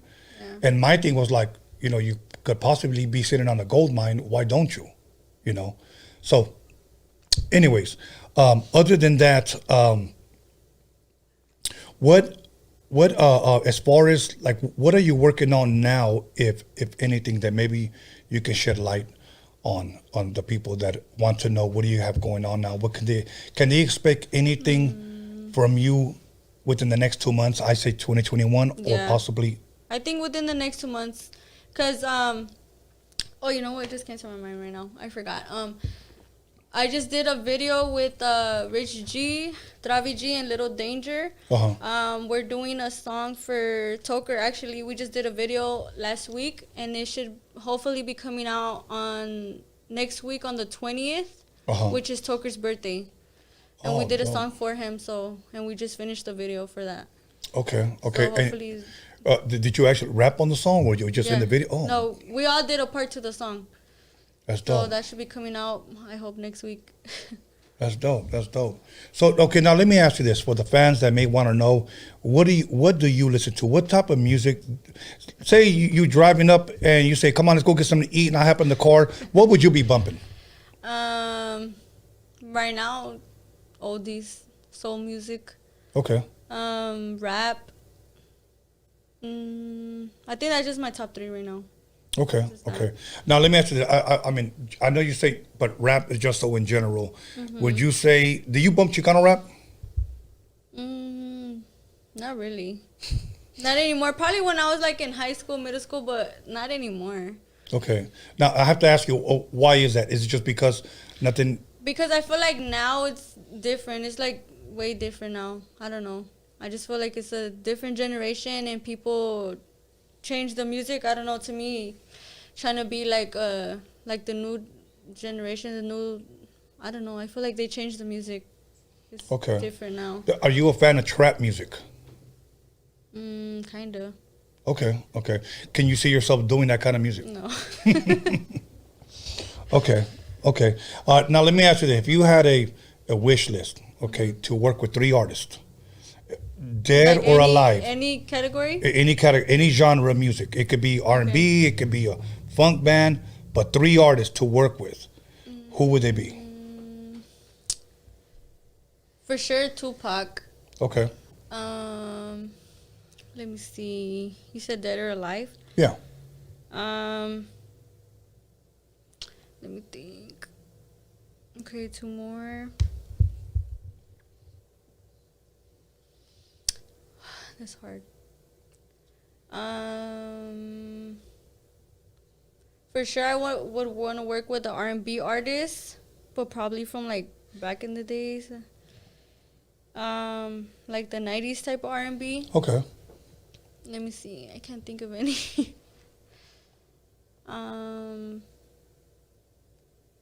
Probably Biggie would be one too. Okay. One more. I don't know. Maybe I'll just say Alicia Keys. That's dope. Yeah. That's really dope. That's probably the last CD I ever bought. Alicia Keys? Alicia Keys. I love her shit. Like, I really, really love. And one thing that I love about her is that not only is she a dope artist, but she plays, she's a real musician, I really, really like that about her. I think that that's dope about her. Now, as far as, let's just say, if I had to twist your arm and ask you, who are your top 5, if any, Chicano rappers? Who would they be? Like now? From any? Top 5. Okay, I'm gonna name them, but probably not in order. Not in order. Because I don't know. Let me see. I could only think from like back in the days. I'll say Stomper. Okay. Miss Crazy. Okay. Let me see. Maybe Night Owl. Okay. Let me see who else.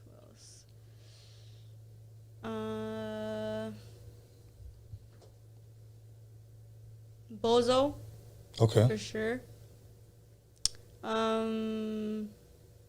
Cujo, is Cujo Chicano rap?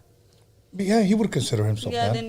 Those top 5 I almost consider Cujo almost like a boom bap Chicano rapper. Yeah. You know what I'm saying? But he's got a dope ass fucking style. As a matter of fact, Cujo, if you're listening, please contact me. I called you the other day and you didn't pick up. Cujo is like, I love that guy. Honestly, I really love that guy. And I would like to do a song with him. Right now I'm working with Mr. D. And usually when I work with an artist, I don't like to work with anybody else because I like to concentrate on just one artist. Yeah, and let me tell you something. The shit that, and I like to brag about this kid because I got mad love for this guy. Getting to know him, getting to sit across from him like the way I am with you, and him rap to me. It's rare today to have somebody call me and say, hey, can I rap this for you? Especially if I think you're fucking dope. Yeah.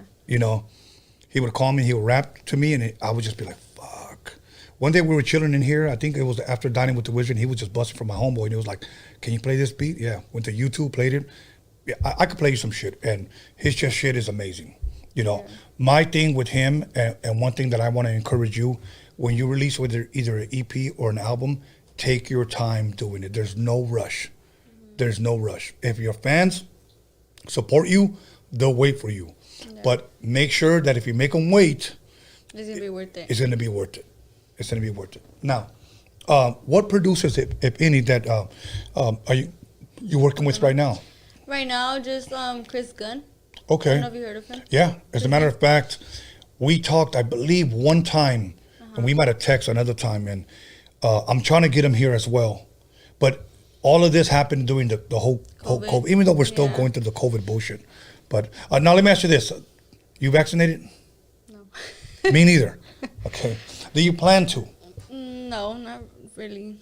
Okay. The reason why I asked, because I think they said either November 4th or November 7th. That you had to be vaccinated to like enter restaurants. Yeah, movies, the gym, the movies, whatever. Uh-huh. Like, what the hell? Like, you know, the sad thing is because now they're almost forcing you. Yeah. You know, they're cornering you like, hey, you're not going to be able to eat. You're not going to be able to drink. You're not going to, nothing unless you get vaccinated. You get vaccinated. And it sucks. It sucks because it's like, whatever happened, somebody said, whatever happened to like, my body, my choice. I know. You know, whatever happened to that? You know, so, and then you got like Governor Newsom and all these other idiots. You know, you're no different from a drunken driver, you know. And I'm like, okay, motherfucker, I don't see you outside of abortion clinics telling people to stop. But yeah, you want to force motherfuckers to get this vaccine. Yeah. I remember they were offering Dodger tickets. They were offering fucking Laker tickets. They were offering Amazon gift cards. I seen that. Yeah, all of that shit. But now, fuck all that. You better get vaccinated or you're not going to enter. It's bullshit, you know. I just want to know how they're going to be able to do it at concerts. You know, because do you think 14,000 people are all going to be vaccinated and show their card at the door? I can't see that happening. So, anyways, here's what we're going to do. We're going to take a break. We're going to come right back, and we're going to talk about the music that you were working with Baldacci. Okay. And a bunch of other stuff. So, once again, everybody, call somebody, text somebody, slap the shit out of somebody, let them know that Evelyn G's in the motherfucking building. We'll be back in 10 minutes, and I think I'm going to start drinking.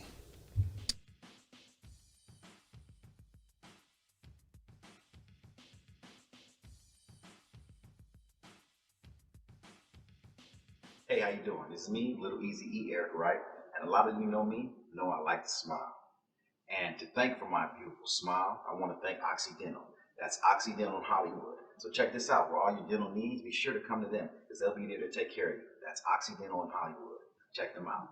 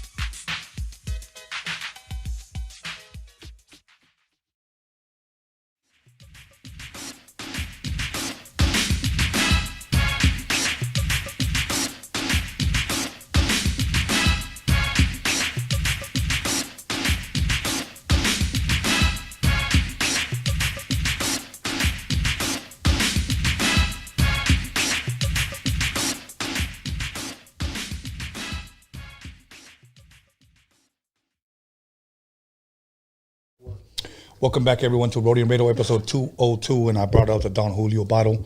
We're going to take a little shot with Evelyn G. And other than that, once again, the Wilmington event will be October 16th. The flyer was up on the screen. Hopefully, it was up. Hopefully, you guys saw it. Come out and support. I will continue to repost it on Wednesday, so you guys can come out on Saturday as well. And once again, we're trying to put together another meet and greet for Mr. D. For those of you that weren't able to attend Salvi Mami's sesh, I'll have a little bit more info on that if we're able to get our booth, because this is going to be a big event. It's a Dia de los Muertos event. I'll give you guys a hint on that. But other than that, once again, check out Dining with the Wizard with Shady Boy. We had him on last night. Once again, thank you for the shirt. Much love. But we're going to go ahead and jump right back into it with Evelyn G. How are you doing? I'm glad you can make it. I'm doing good. Okay, so I have to ask you, what's in the pink cup? Fans want to know. Inquiring minds want to know. Purple. Okay, purple. Hennessy and Dr. Pepper. Hennessy and Dr. Pepper. Now, is that one of your own, like, inventions, or is that something that's been around the hood? Yeah, I think so. I see either everybody drinks it with Coke or Dr. Pepper, so yeah, keep the dark soda with the dark liquor. Hey, okay. Now, I poured you a shot of Don Julio. Yeah. You don't have to sip on. I mean, chug it, sip on it, but just salud whenever you're ready. Okay. So. Salud.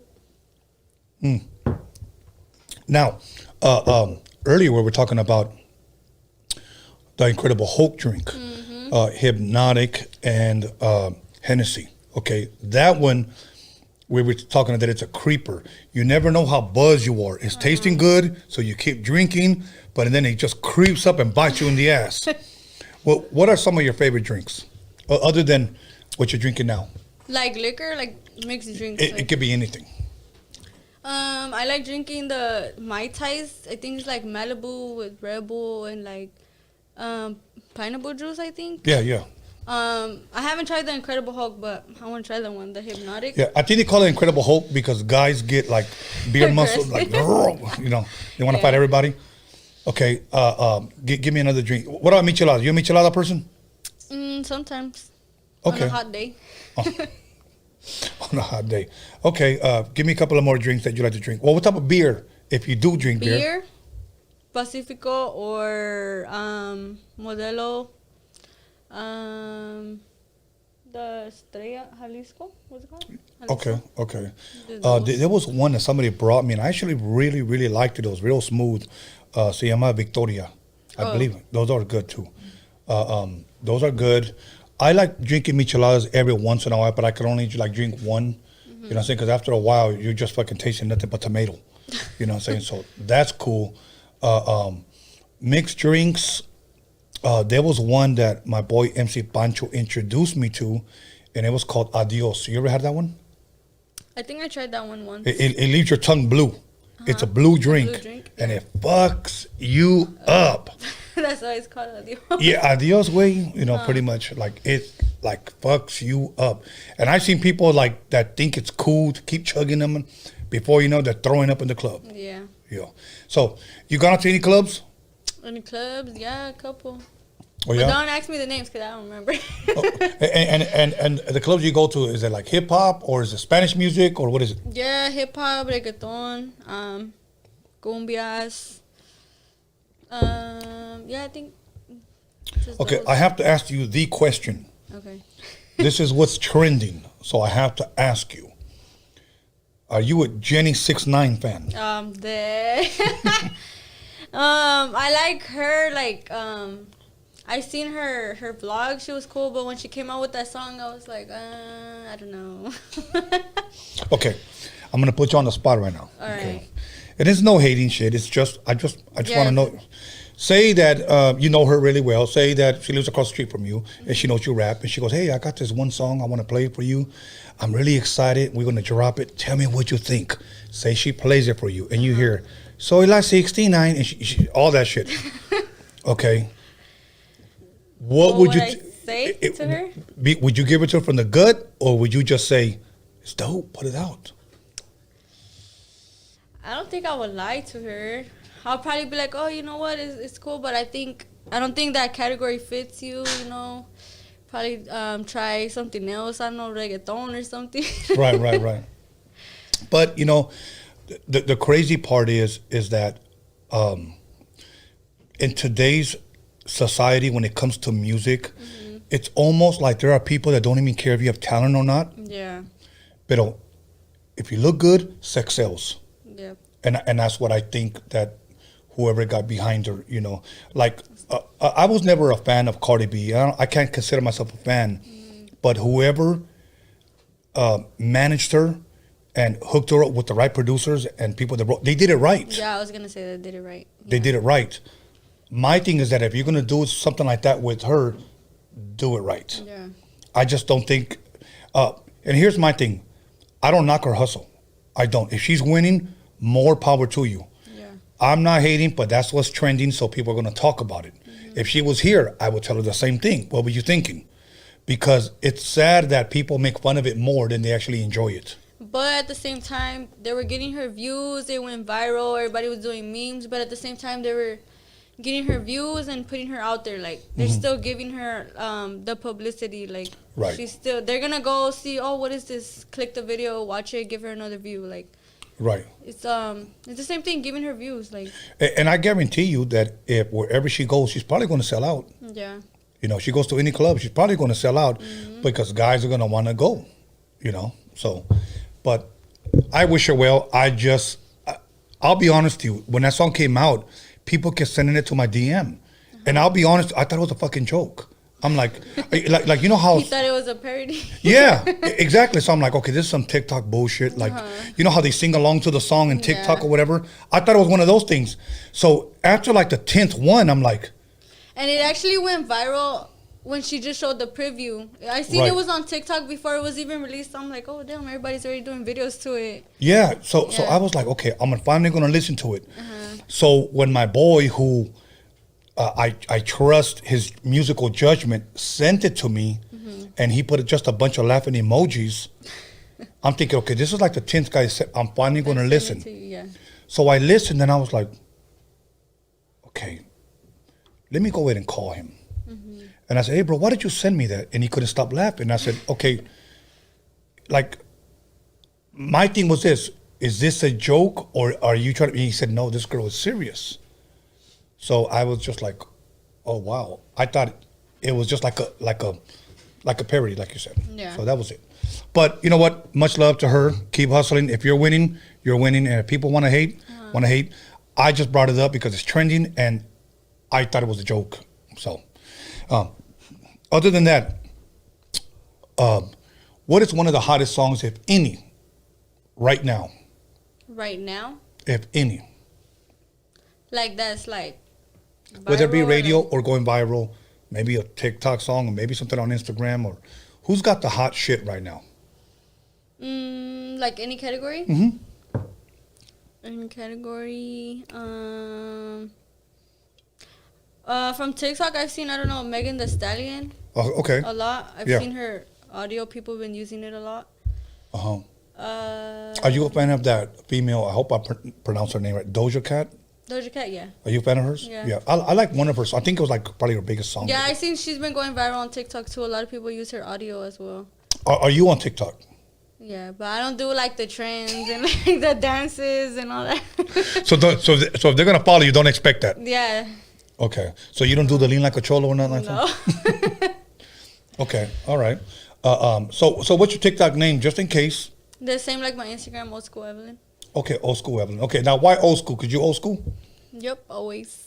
Okay. Keep it old school. Now, here's my thing. Whenever I meet somebody like yourself that's of a younger generation from mine, and they gravitate more to like the old school funk, the oldies, the old school hip hop, and sometimes I wonder like, where did, if anything, did this new generation go wrong that you didn't like the new stuff, that you gravitate more to the older stuff? What do you think it is about the older stuff that maybe the new stuff isn't giving you? I feel like the new stuff, like I told you earlier, I feel like they changed like the whole way they're doing music. That like the generation is just way different. Like, let me see. Like, Are you talking about like the Edgars? The guys with the the Edgar Coalition? No, I don't know. I feel like they just do music like way different now. Like if you listen to it now, it's nothing like the old like the new rap is nothing like the old rap. Like if you hear, let's see, like Lil Baby, The Baby, nobody is like Eazy-E, Dr. Dre, like that rap. Like Right. it's way different. Like Right. You just like the older shit Yeah. better. Okay. And why do you think that is? Do you think music's just changed, is different? But different doesn't necessarily always mean better. You know, like I try, like my son, he likes a lot of the new stuff. I try, believe me. Now, I love rap. I love hip hop. I grew up on it. I'm just having a hard time with this shit today. Like, and people say, because I say that, oh, you're hating.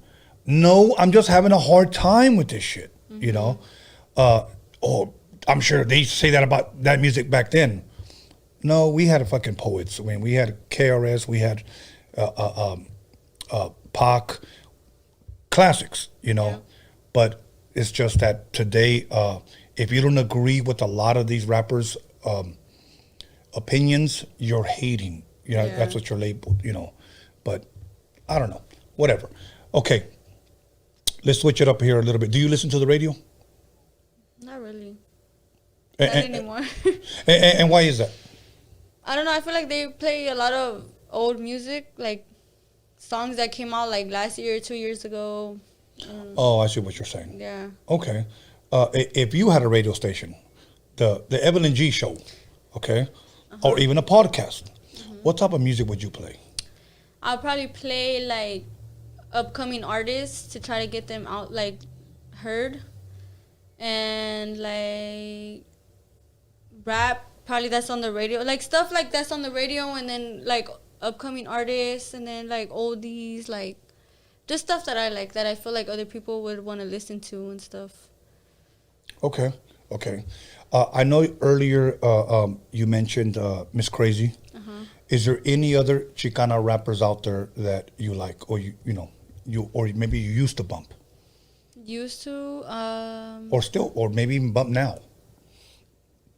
Not really. Okay. No, not really any Chicana artists that I could think of at the moment, no. Okay. Now, other than Miss Crazy, what was it about her that you really liked about her as far as her music? Was it her style or? Yeah, I think her style, because when I would listen to her probably when I was like 8th grade, 9th grade. And I would like, that was probably when I was barely like trying to rap and write music. And I would listen to her a lot. And I was like, oh, like she raps, like it sounds good. Like maybe I could do it too. So I would listen to her like style and try to like write to something like that. I feel like she kind of inspired me a little bit. Okay. Because literally like all her songs, I would try to like memorize and like rap it to myself, or do like little videos, not post them, but like keep it to myself and like listen to it and be like, oh, I could probably do it too. Like, so I feel like she kind of inspired me a lot, because I used to listen to her a lot. And then after that, I would like start writing music and doing my own style, listen to different beats, and it wasn't just like Chicana, like how you say, like the category, the Chicana. Right. So I try to like switch it up, like, but I feel like she kind of inspired me. Okay. I'm not sure if I asked you this question last time you were here, because that was 99 episodes ago, if I'm correct. Did I ever ask you, who do you believe the face of Chicano rap is? If I didn't, let me go ahead and tell you some of the artists that the fans have submitted and said. Okay. When I've asked the question of who is the face of Chicano rap, okay, so in other words, so if I were to open up a book and it says Chicano rap, who would be the first person that people would assume is responsible or the face of? Okay, here's what fans have said. And this is not in order, just throwing this out there. People have said Kid Frost, okay, King Little G. People have said Frank V or Proper Dos. People have said Conejo, Brownside, of course Toker Brown, but I just say Brownside. And people have said Little Rob. Okay, so once again, Frost, King Little G, Proper Dos, who was the other one? Proper Dos. Toker. Yeah, the Brownside, Little Rob, and there was one I'm just missing right now. But Oh, you said Conejo. Conejo. Uh-huh. Yes. If I were to ask you and twist your arm and say, who is the face of Chicano rap? Maybe just, it's not even on this list that somebody said, but who would you say he is the face of Chicano rap? Has he just picked one? Yeah. Okay, one. I'll say. I feel like Brownside, honestly. Okay. Because they I feel like when they came out, it was like everybody got hyped. Like it exploded. Yeah. Okay. A lot of people here have said Frost. And this is not in order. Some people have said Proper Dos, because they came out with Mexican Power. Oh, yeah. And then they would say Brownside. So it was always those three. Yeah. Yeah. So I feel like it was those three too, because I was deciding between Proper Dos, Brownside, or Kid Frost. Okay. I feel like those three were like the main ones. Okay. Are you a fan of Snow the Product? I don't really listen to her music, but I've heard a couple of her songs. Okay. So, yeah. Okay. And do you bump that stuff, or is it just not your taste? Yeah, not really. Okay. I mean, different strokes for different folks, so I get it. Yeah. Now, as far as you spoke a little bit about the Rich G, that and the Trece Boys, if I'm correct. Okay, you did a song with them, and that will be coming out when again? October 20th, hopefully. Okay, October 20th. So this month, pretty much. Yeah, this month. Okay. Now let's talk about the song that you did with Baldacci. Tell us a little bit about that, because that's your first single since. That came out since I've been here. Yeah. Okay. Let me see. Okay, I think we recorded it like in July or June or July. No, wait. Like, when was it? When did we record it? Like May or something? I don't know, but it was one of those months during the summer or before. And then we did the video July. Yeah, and then I released it September, this month. Okay. I mean, last month. Okay, that's okay. So now, two things. What finally inspired you to get to work and put something out? That's number one. And what inspired you to come out with Baldacci? Baldacci? I feel like I mean, I've always been a fan of his music, and I feel like I just reached out to him, and I was like, oh, like, maybe we should, like, work on some music, like, and he reached back out to me, so we started, like, networking. I got to do a song with him, got to do a video. We met, took a couple pictures, you know. Ended up coming out with that song, What It Takes, on my YouTube channel. Yeah. Okay, but I guess my other part of the question was, what was it that inspired you to say, I just got to do it now, you know, because it had been a minute. Yeah, well, that's why I haven't came out like with a single, like I said, since last year probably. And I was like, why not come out like with a feature? So and I chose Baldacci, and we worked, and that's the single I came out with. And what was the name of the song again? What It Takes. Okay, now tell us a little bit about the song. Like, what is the song about? Like, I see a lot of like rappers coming out with a lot of music, and that one, I just named it What It Takes because a lot of people don't have what it takes.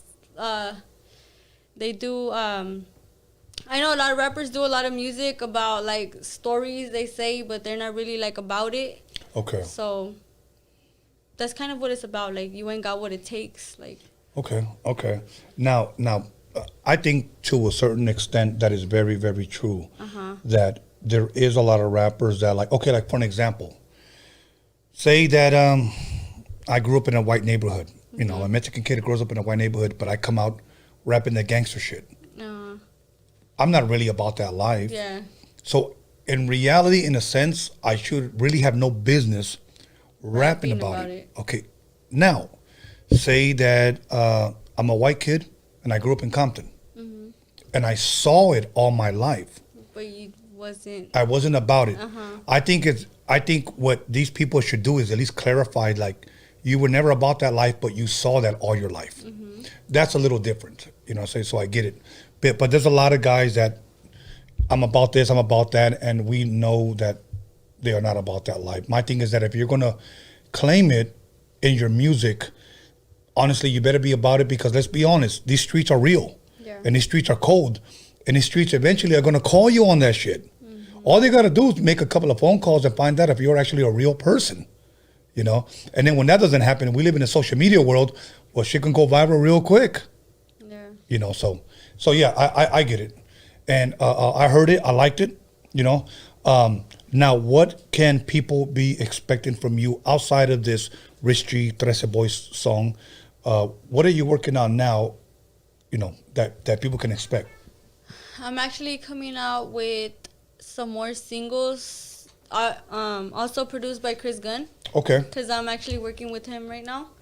So he's a dope producer, by the way. Yes, he is. Dope producer. So Chris Gunn, if you're listening, shoot me a text. Let's get you in here, because I want to talk and share your story. Yeah, so right now I'm working with him, and hopefully be releasing a lot of singles by the end of the year, produced by Chris Gunn. So. Okay, now what is it about him that you like as far as his production?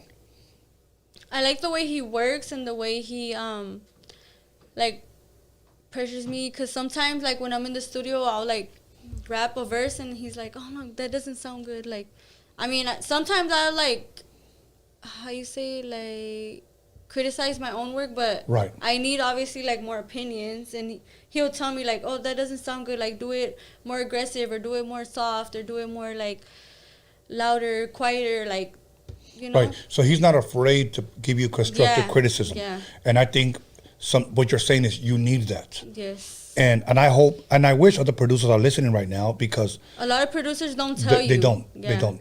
They'll let you do your verse maybe in one or two takes. And yes. Like, oh, that sounds good, but like, yes, it doesn't. It's not. Yeah. It's not. So, yeah, okay.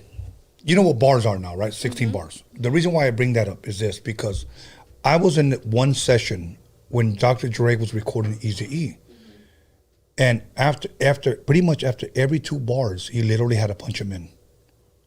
Like, and this is reel-to-reel tape. So he would like just sing along, or, you know, or rap along, and then I'll just punch you in. And he did that every 2 bars. And Eazy would tell you that he was never necessarily a real rapper. He would say that. But Dre brought the best out of him. And that's what a good producer does, brings the best out of you. So I see what you're saying, that he's not afraid to tell you, you know what I'm saying, you could do that better.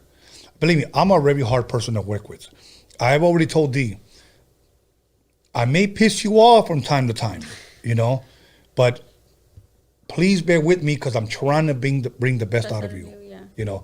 And then when he hears it, and believe me, he gives me no trouble, because I think D's fucking unnatural when it comes to spinning on the mic. But, and believe me, I guarantee you, when he drops his record, you're gonna hit me up and say, yo, Tone, you were right. That motherfucker is a fucking classic album. So he's gonna be my version of the Chronic album when that shit comes out. Okay, so now, so you're working with him. Eventually, will there be another, or an EP or an album? What are you leaning more towards, an album or an EP? Probably an album. Okay. Because I've been saying that for a while and I haven't did it. Okay. So yeah, that's probably my goal right now. Hopefully next year. Hopefully. Okay. You know what I want you to do, if you haven't already? Start thinking ahead of time. Always think ahead of time. Yeah. Okay, think about, when I say ahead of time, think about what's the album cover going to look like. Number 2, what are you going to name the album? Yeah. You know what I'm saying? Think ahead of time and then start putting it together. And I'm going to tell you what's another thing that I think is very, very vital. How you put the songs in order. Yeah. You know, from 1 to 12 or whatever. This song needs to be first. This song needs to be number 2. This song needs, that's very, very important for you to do that. Do you plan to have more features on that record, or do you want to do it all yourself? Probably like 2 or 3, because I feel like the album should probably be like more of me, because I agree. Yeah. I feel like the album, it should be more of like the artist. Yes. Than features. So because probably just like 2. Yeah, because we're buying it to hear you. Yeah. Yeah. The bad thing is today, in my opinion, I say bad. The bad thing is today that a lot of artists have so many features that it's more of a compilation album than it is their album. You know, I have 12 features. then it ain't your album, bro. Like, you know, I want to buy it. I want to buy it to hear you. Yeah. You know, like producing Mr. D's record. He doesn't want no features. Here's what he told me: if I cannot pull my own weight, then I shouldn't be rapping. So I'm glad that you said it should be more about you. Yeah. Who would you like, if any, for those 1 or 2 or 3 features? For sure, Rich G. Okay, dope, of course. Maybe Bozo. Probably those 2 right now. Okay. Any females come to mind? Females, can't really think of any right now. Okay. All right. So hopefully an album in 2022. Hopefully. Okay. 2022, 2023. Okay. No, 2023. No, 2022, okay? Don't sleep. Okay. And I'm going to tell you right now. Okay, then if 2022, then hopefully like by the end of the year. Okay. Because like you said, take your Summer. time, don't rush. You said take your time. No rush. All right. I know. See, but that's me being a friend, like, you know, because. But an album, you shouldn't rush. Right. I agree. So start working on it tonight. Now. Today. Okay. Yeah, it shouldn't, because look, here we got, November, December, January, February, March, April, May, June. Okay, yeah. See what I'm saying? Okay, yeah. Right in time for summer. Yeah. So you see, that's what you do. Let's just say you say, okay, look, you know what? Let's just say mid-June. Yeah. Now you have a goal. You have a calendar. You have all these months. I can do this. You know, 2 songs a month. Yeah. Okay, so just do that, and that's more than enough. 8 months is really, really good. Now, are you open to work with other producers? Yes. Okay. Always. So, and this is where I tell everybody, if you're a dope producer and you want to work with her, hit her up on the DM, be serious about music, you know, and let's create some dope music, you know? Yeah. And let's work with Evelyn, you know? If I wasn't working with D, I'd offer, like, I'm down to do a track with you. You know, I really would. But you're probably going to get mad at me by the end of the day, because I will bring the best out of you, and I'll say, no, that was whack. Let's go back. I probably wouldn't use those words, but I would just say, you know what, you could do better. So, okay, anything I didn't ask you, anything you want to promote, anything you want to share, anything you want to say, anybody you want to diss, doesn't matter. Anybody I want to diss? Yeah. I'm just kidding. All my haters. Yeah, exactly. No, okay. Everybody who's hating on me. Okay, that's a question that I want to ask you. You being a female, do females have a lot of haters? Yes, of course. I feel like anybody does. Like, anybody who's trying to be an upcoming artist, upcoming actress, upcoming singer, anything, there's always going to be a hater. Like, anything you do, like, somebody's always going to hate on you. But I feel like if you have a hater, it means, like, you're doing something. Like, they're just trying to bring you back down. Like, well, because you know what? Think about this. You're winning, and I'm going to tell you why. Because haters don't hate on losers. Think about that for a second, okay? Yeah, that's true. Okay, now, usually hate comes from the same gender. Girls hate on girls, guys hate on guys. Do you have guy haters? Yes, a lot. Okay, I have a hard time with that one. Because having daughters, when my daughter would tell me stuff like that, you know, you as a father, you want to get very defensive and you protect your daughters and say, oh, who the fuck is hating? Like, but why would guys hate on you? Like, is it like what do they say? Like right now in the show, people are like, oh, what, she don't know what she's talking about. What is she saying? I don't know for, like, maybe you guys be on the show and be put on the spot and ask all these questions and you guys think fast. Like, nobody knows how it is. Like, nobody knows my lifestyle. Nobody knows how I'm feeling right now. Nobody knows what I do at home, what I do in the studio, what I do at a show. Like, nobody could be, like, in my shoes. Like, nobody's gonna know. Right. So I honestly don't know why people would hate on me. I don't know. I'm not really like a drama person. Right. But I'm obviously doing something right because I have a lot of haters. Yeah. And people still watching me, still following me, still inboxing me. Now, do you ever get people that show up on your Instagram and talk shit? All really? the time, yeah. You said all the time. Like, all the damn. time, yeah. Even when I'm not even active on Instagram, I still get random messages from, like, haters or something. I don't know. Wow. To me, that's crazy. Like, Yeah, all right, it is. cool. And it's mostly guys. It's rare when it's a girl. It's all guys all the time. All guys? Yep. See, like to me, like, okay, say that I didn't like a female rapper. Maybe, not saying I don't like her personally, but her music. Yeah, it's an artist. I'm not going to be like, Let me fuck text them. you whore, you're no good, Yeah. your rap suck. Like, I don't have that, like, I don't know what possesses the guy to do that. Yeah. Well, I don't either. They probably have no life. I don't know. Yeah, they're probably living with mom. Yeah. You know, living in the basement. Not happy with their life. Not happy with their life. Drinking Red Bulls, eating Takis at night. Drinking Red Bull. Yeah. Trying to hack into your Instagram. Yeah, probably. So anyways, other than that, I'm asking you again, anything we didn't mention, anything you want to share, anything you want to say, anything, anybody you want to diss, once again. Anybody want? I already diss all my haters, so. No, but about Toker's birthdays next week, I just want to say happy early birthday to Toker. Yes, happy birthday. Rest in peace. Toker forever. I'm right here staying loyal 3 years in, and have a lot of new music coming out, especially with Rich G. We've been working a lot together. And hopefully you guys get that new video October 28th with all of us together. That's pretty much it. And you know, last time you were here, I encouraged you and I said, be more active on your Instagram, and you have. Yes. I always think that I'm like, well, okay, Tony, it told me be more active. I'm try to be more active. It's true. It's true. Yeah. To get my boy, Mr. D, to post, fuck.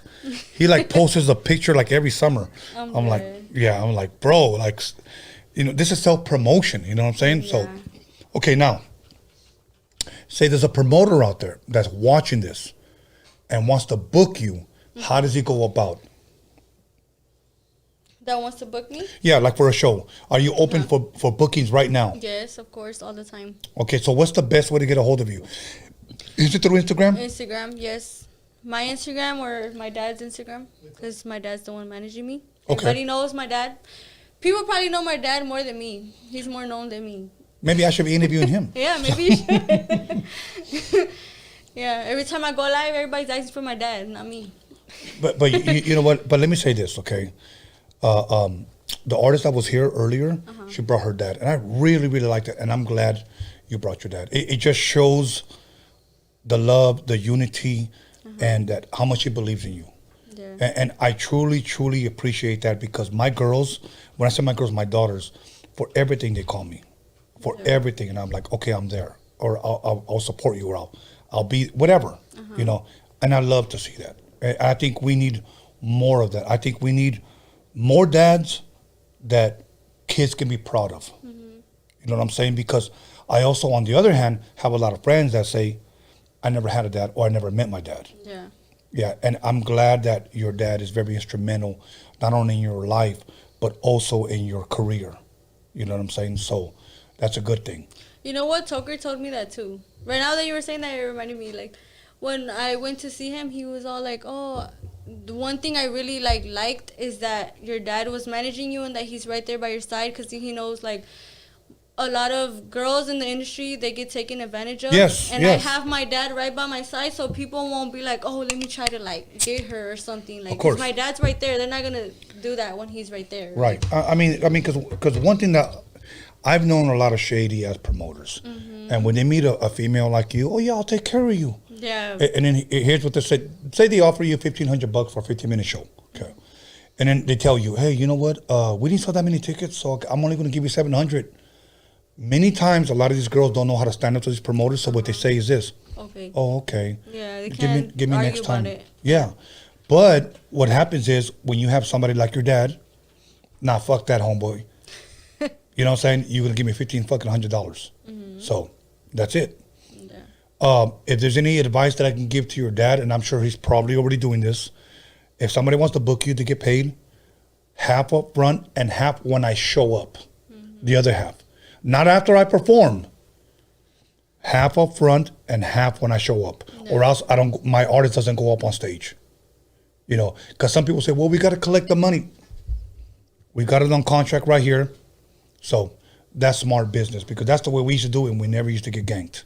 You know, a lot of people don't understand that business is business. Business. Yeah, friendship we're homies. Is friendship, family is family, business is business all the time. Business. Pay, you know, like what was that movie? Fuck you, pay me. So, you know what I'm saying? So other than that, once again, any shout outs? Give your dad a shout out. All right. Shout out to my dad, my manager. Okay, Everybody knows my dad. Throw his name out there. What's his Instagram? His Instagram is Bugs and Carla 96. Everybody follow my dad for business inquiries. And what is it again? Bugs and Carla 96. Bugs? 96, huh? Yeah, 96. Bugs and what? Carla. That's him and my mom. Oh, Bugs and Carla. I felt like you're trying to advertise like a bug killing business or something like what the hell? Okay. No, my dad goes by Bugsy. Oh, Bugsy. Okay, Yeah. cool. Much love to Bugsy. I didn't know, so that's why I had to ask. So, Okay, shout outs. I have a couple shout outs. Okay? go for it. Take your time. Give me a minute. All right. First shout out, I want to give a shout out to Juice County Rose. Check out their Instagram. I got repping their merch right here.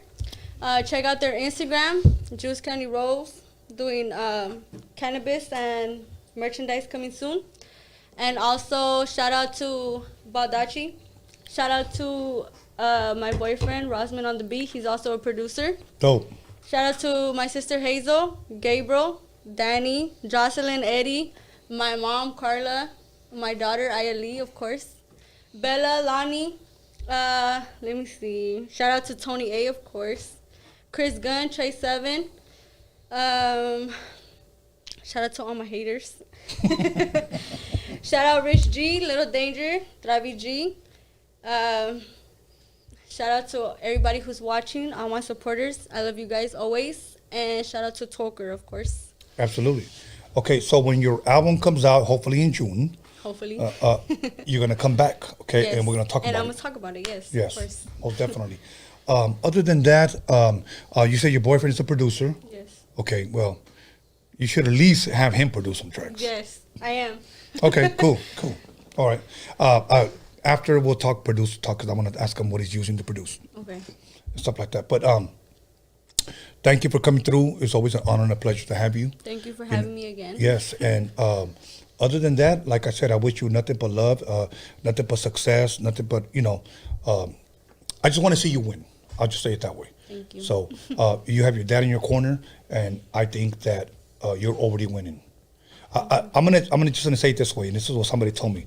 Tony, you're already winning, so I'm gonna say to you, Evelyn, you're already winning. Thank you. Not anybody says Yeah. that. Yeah. OG, old school Evelyn. So Evelyn G in the motherfucking place to be. Once again, let me give a couple of shout outs. So let me say much love, much respect to Evelyn for giving me the opportunity, the love and respect to interview her. Alex Cervantes Enterprise, follow him. 81 Cervantes Enterprise. Anthony the Hip Hop Jedi. My son B Scanless and everybody that's tuned in, who's subscribed, everybody who's liked, commented, disliked, hated, doesn't matter, you guys are still watching. So Wednesday, I got another special guest, so once again, you guys are going to want to tune in. So other than that, muchas gracias. Thank you for coming through. Much love. Everybody, we out of here. Once again, Dining with the Wizard, Shady Boy. Make sure you guys tune in. Watch the end. We're out of here.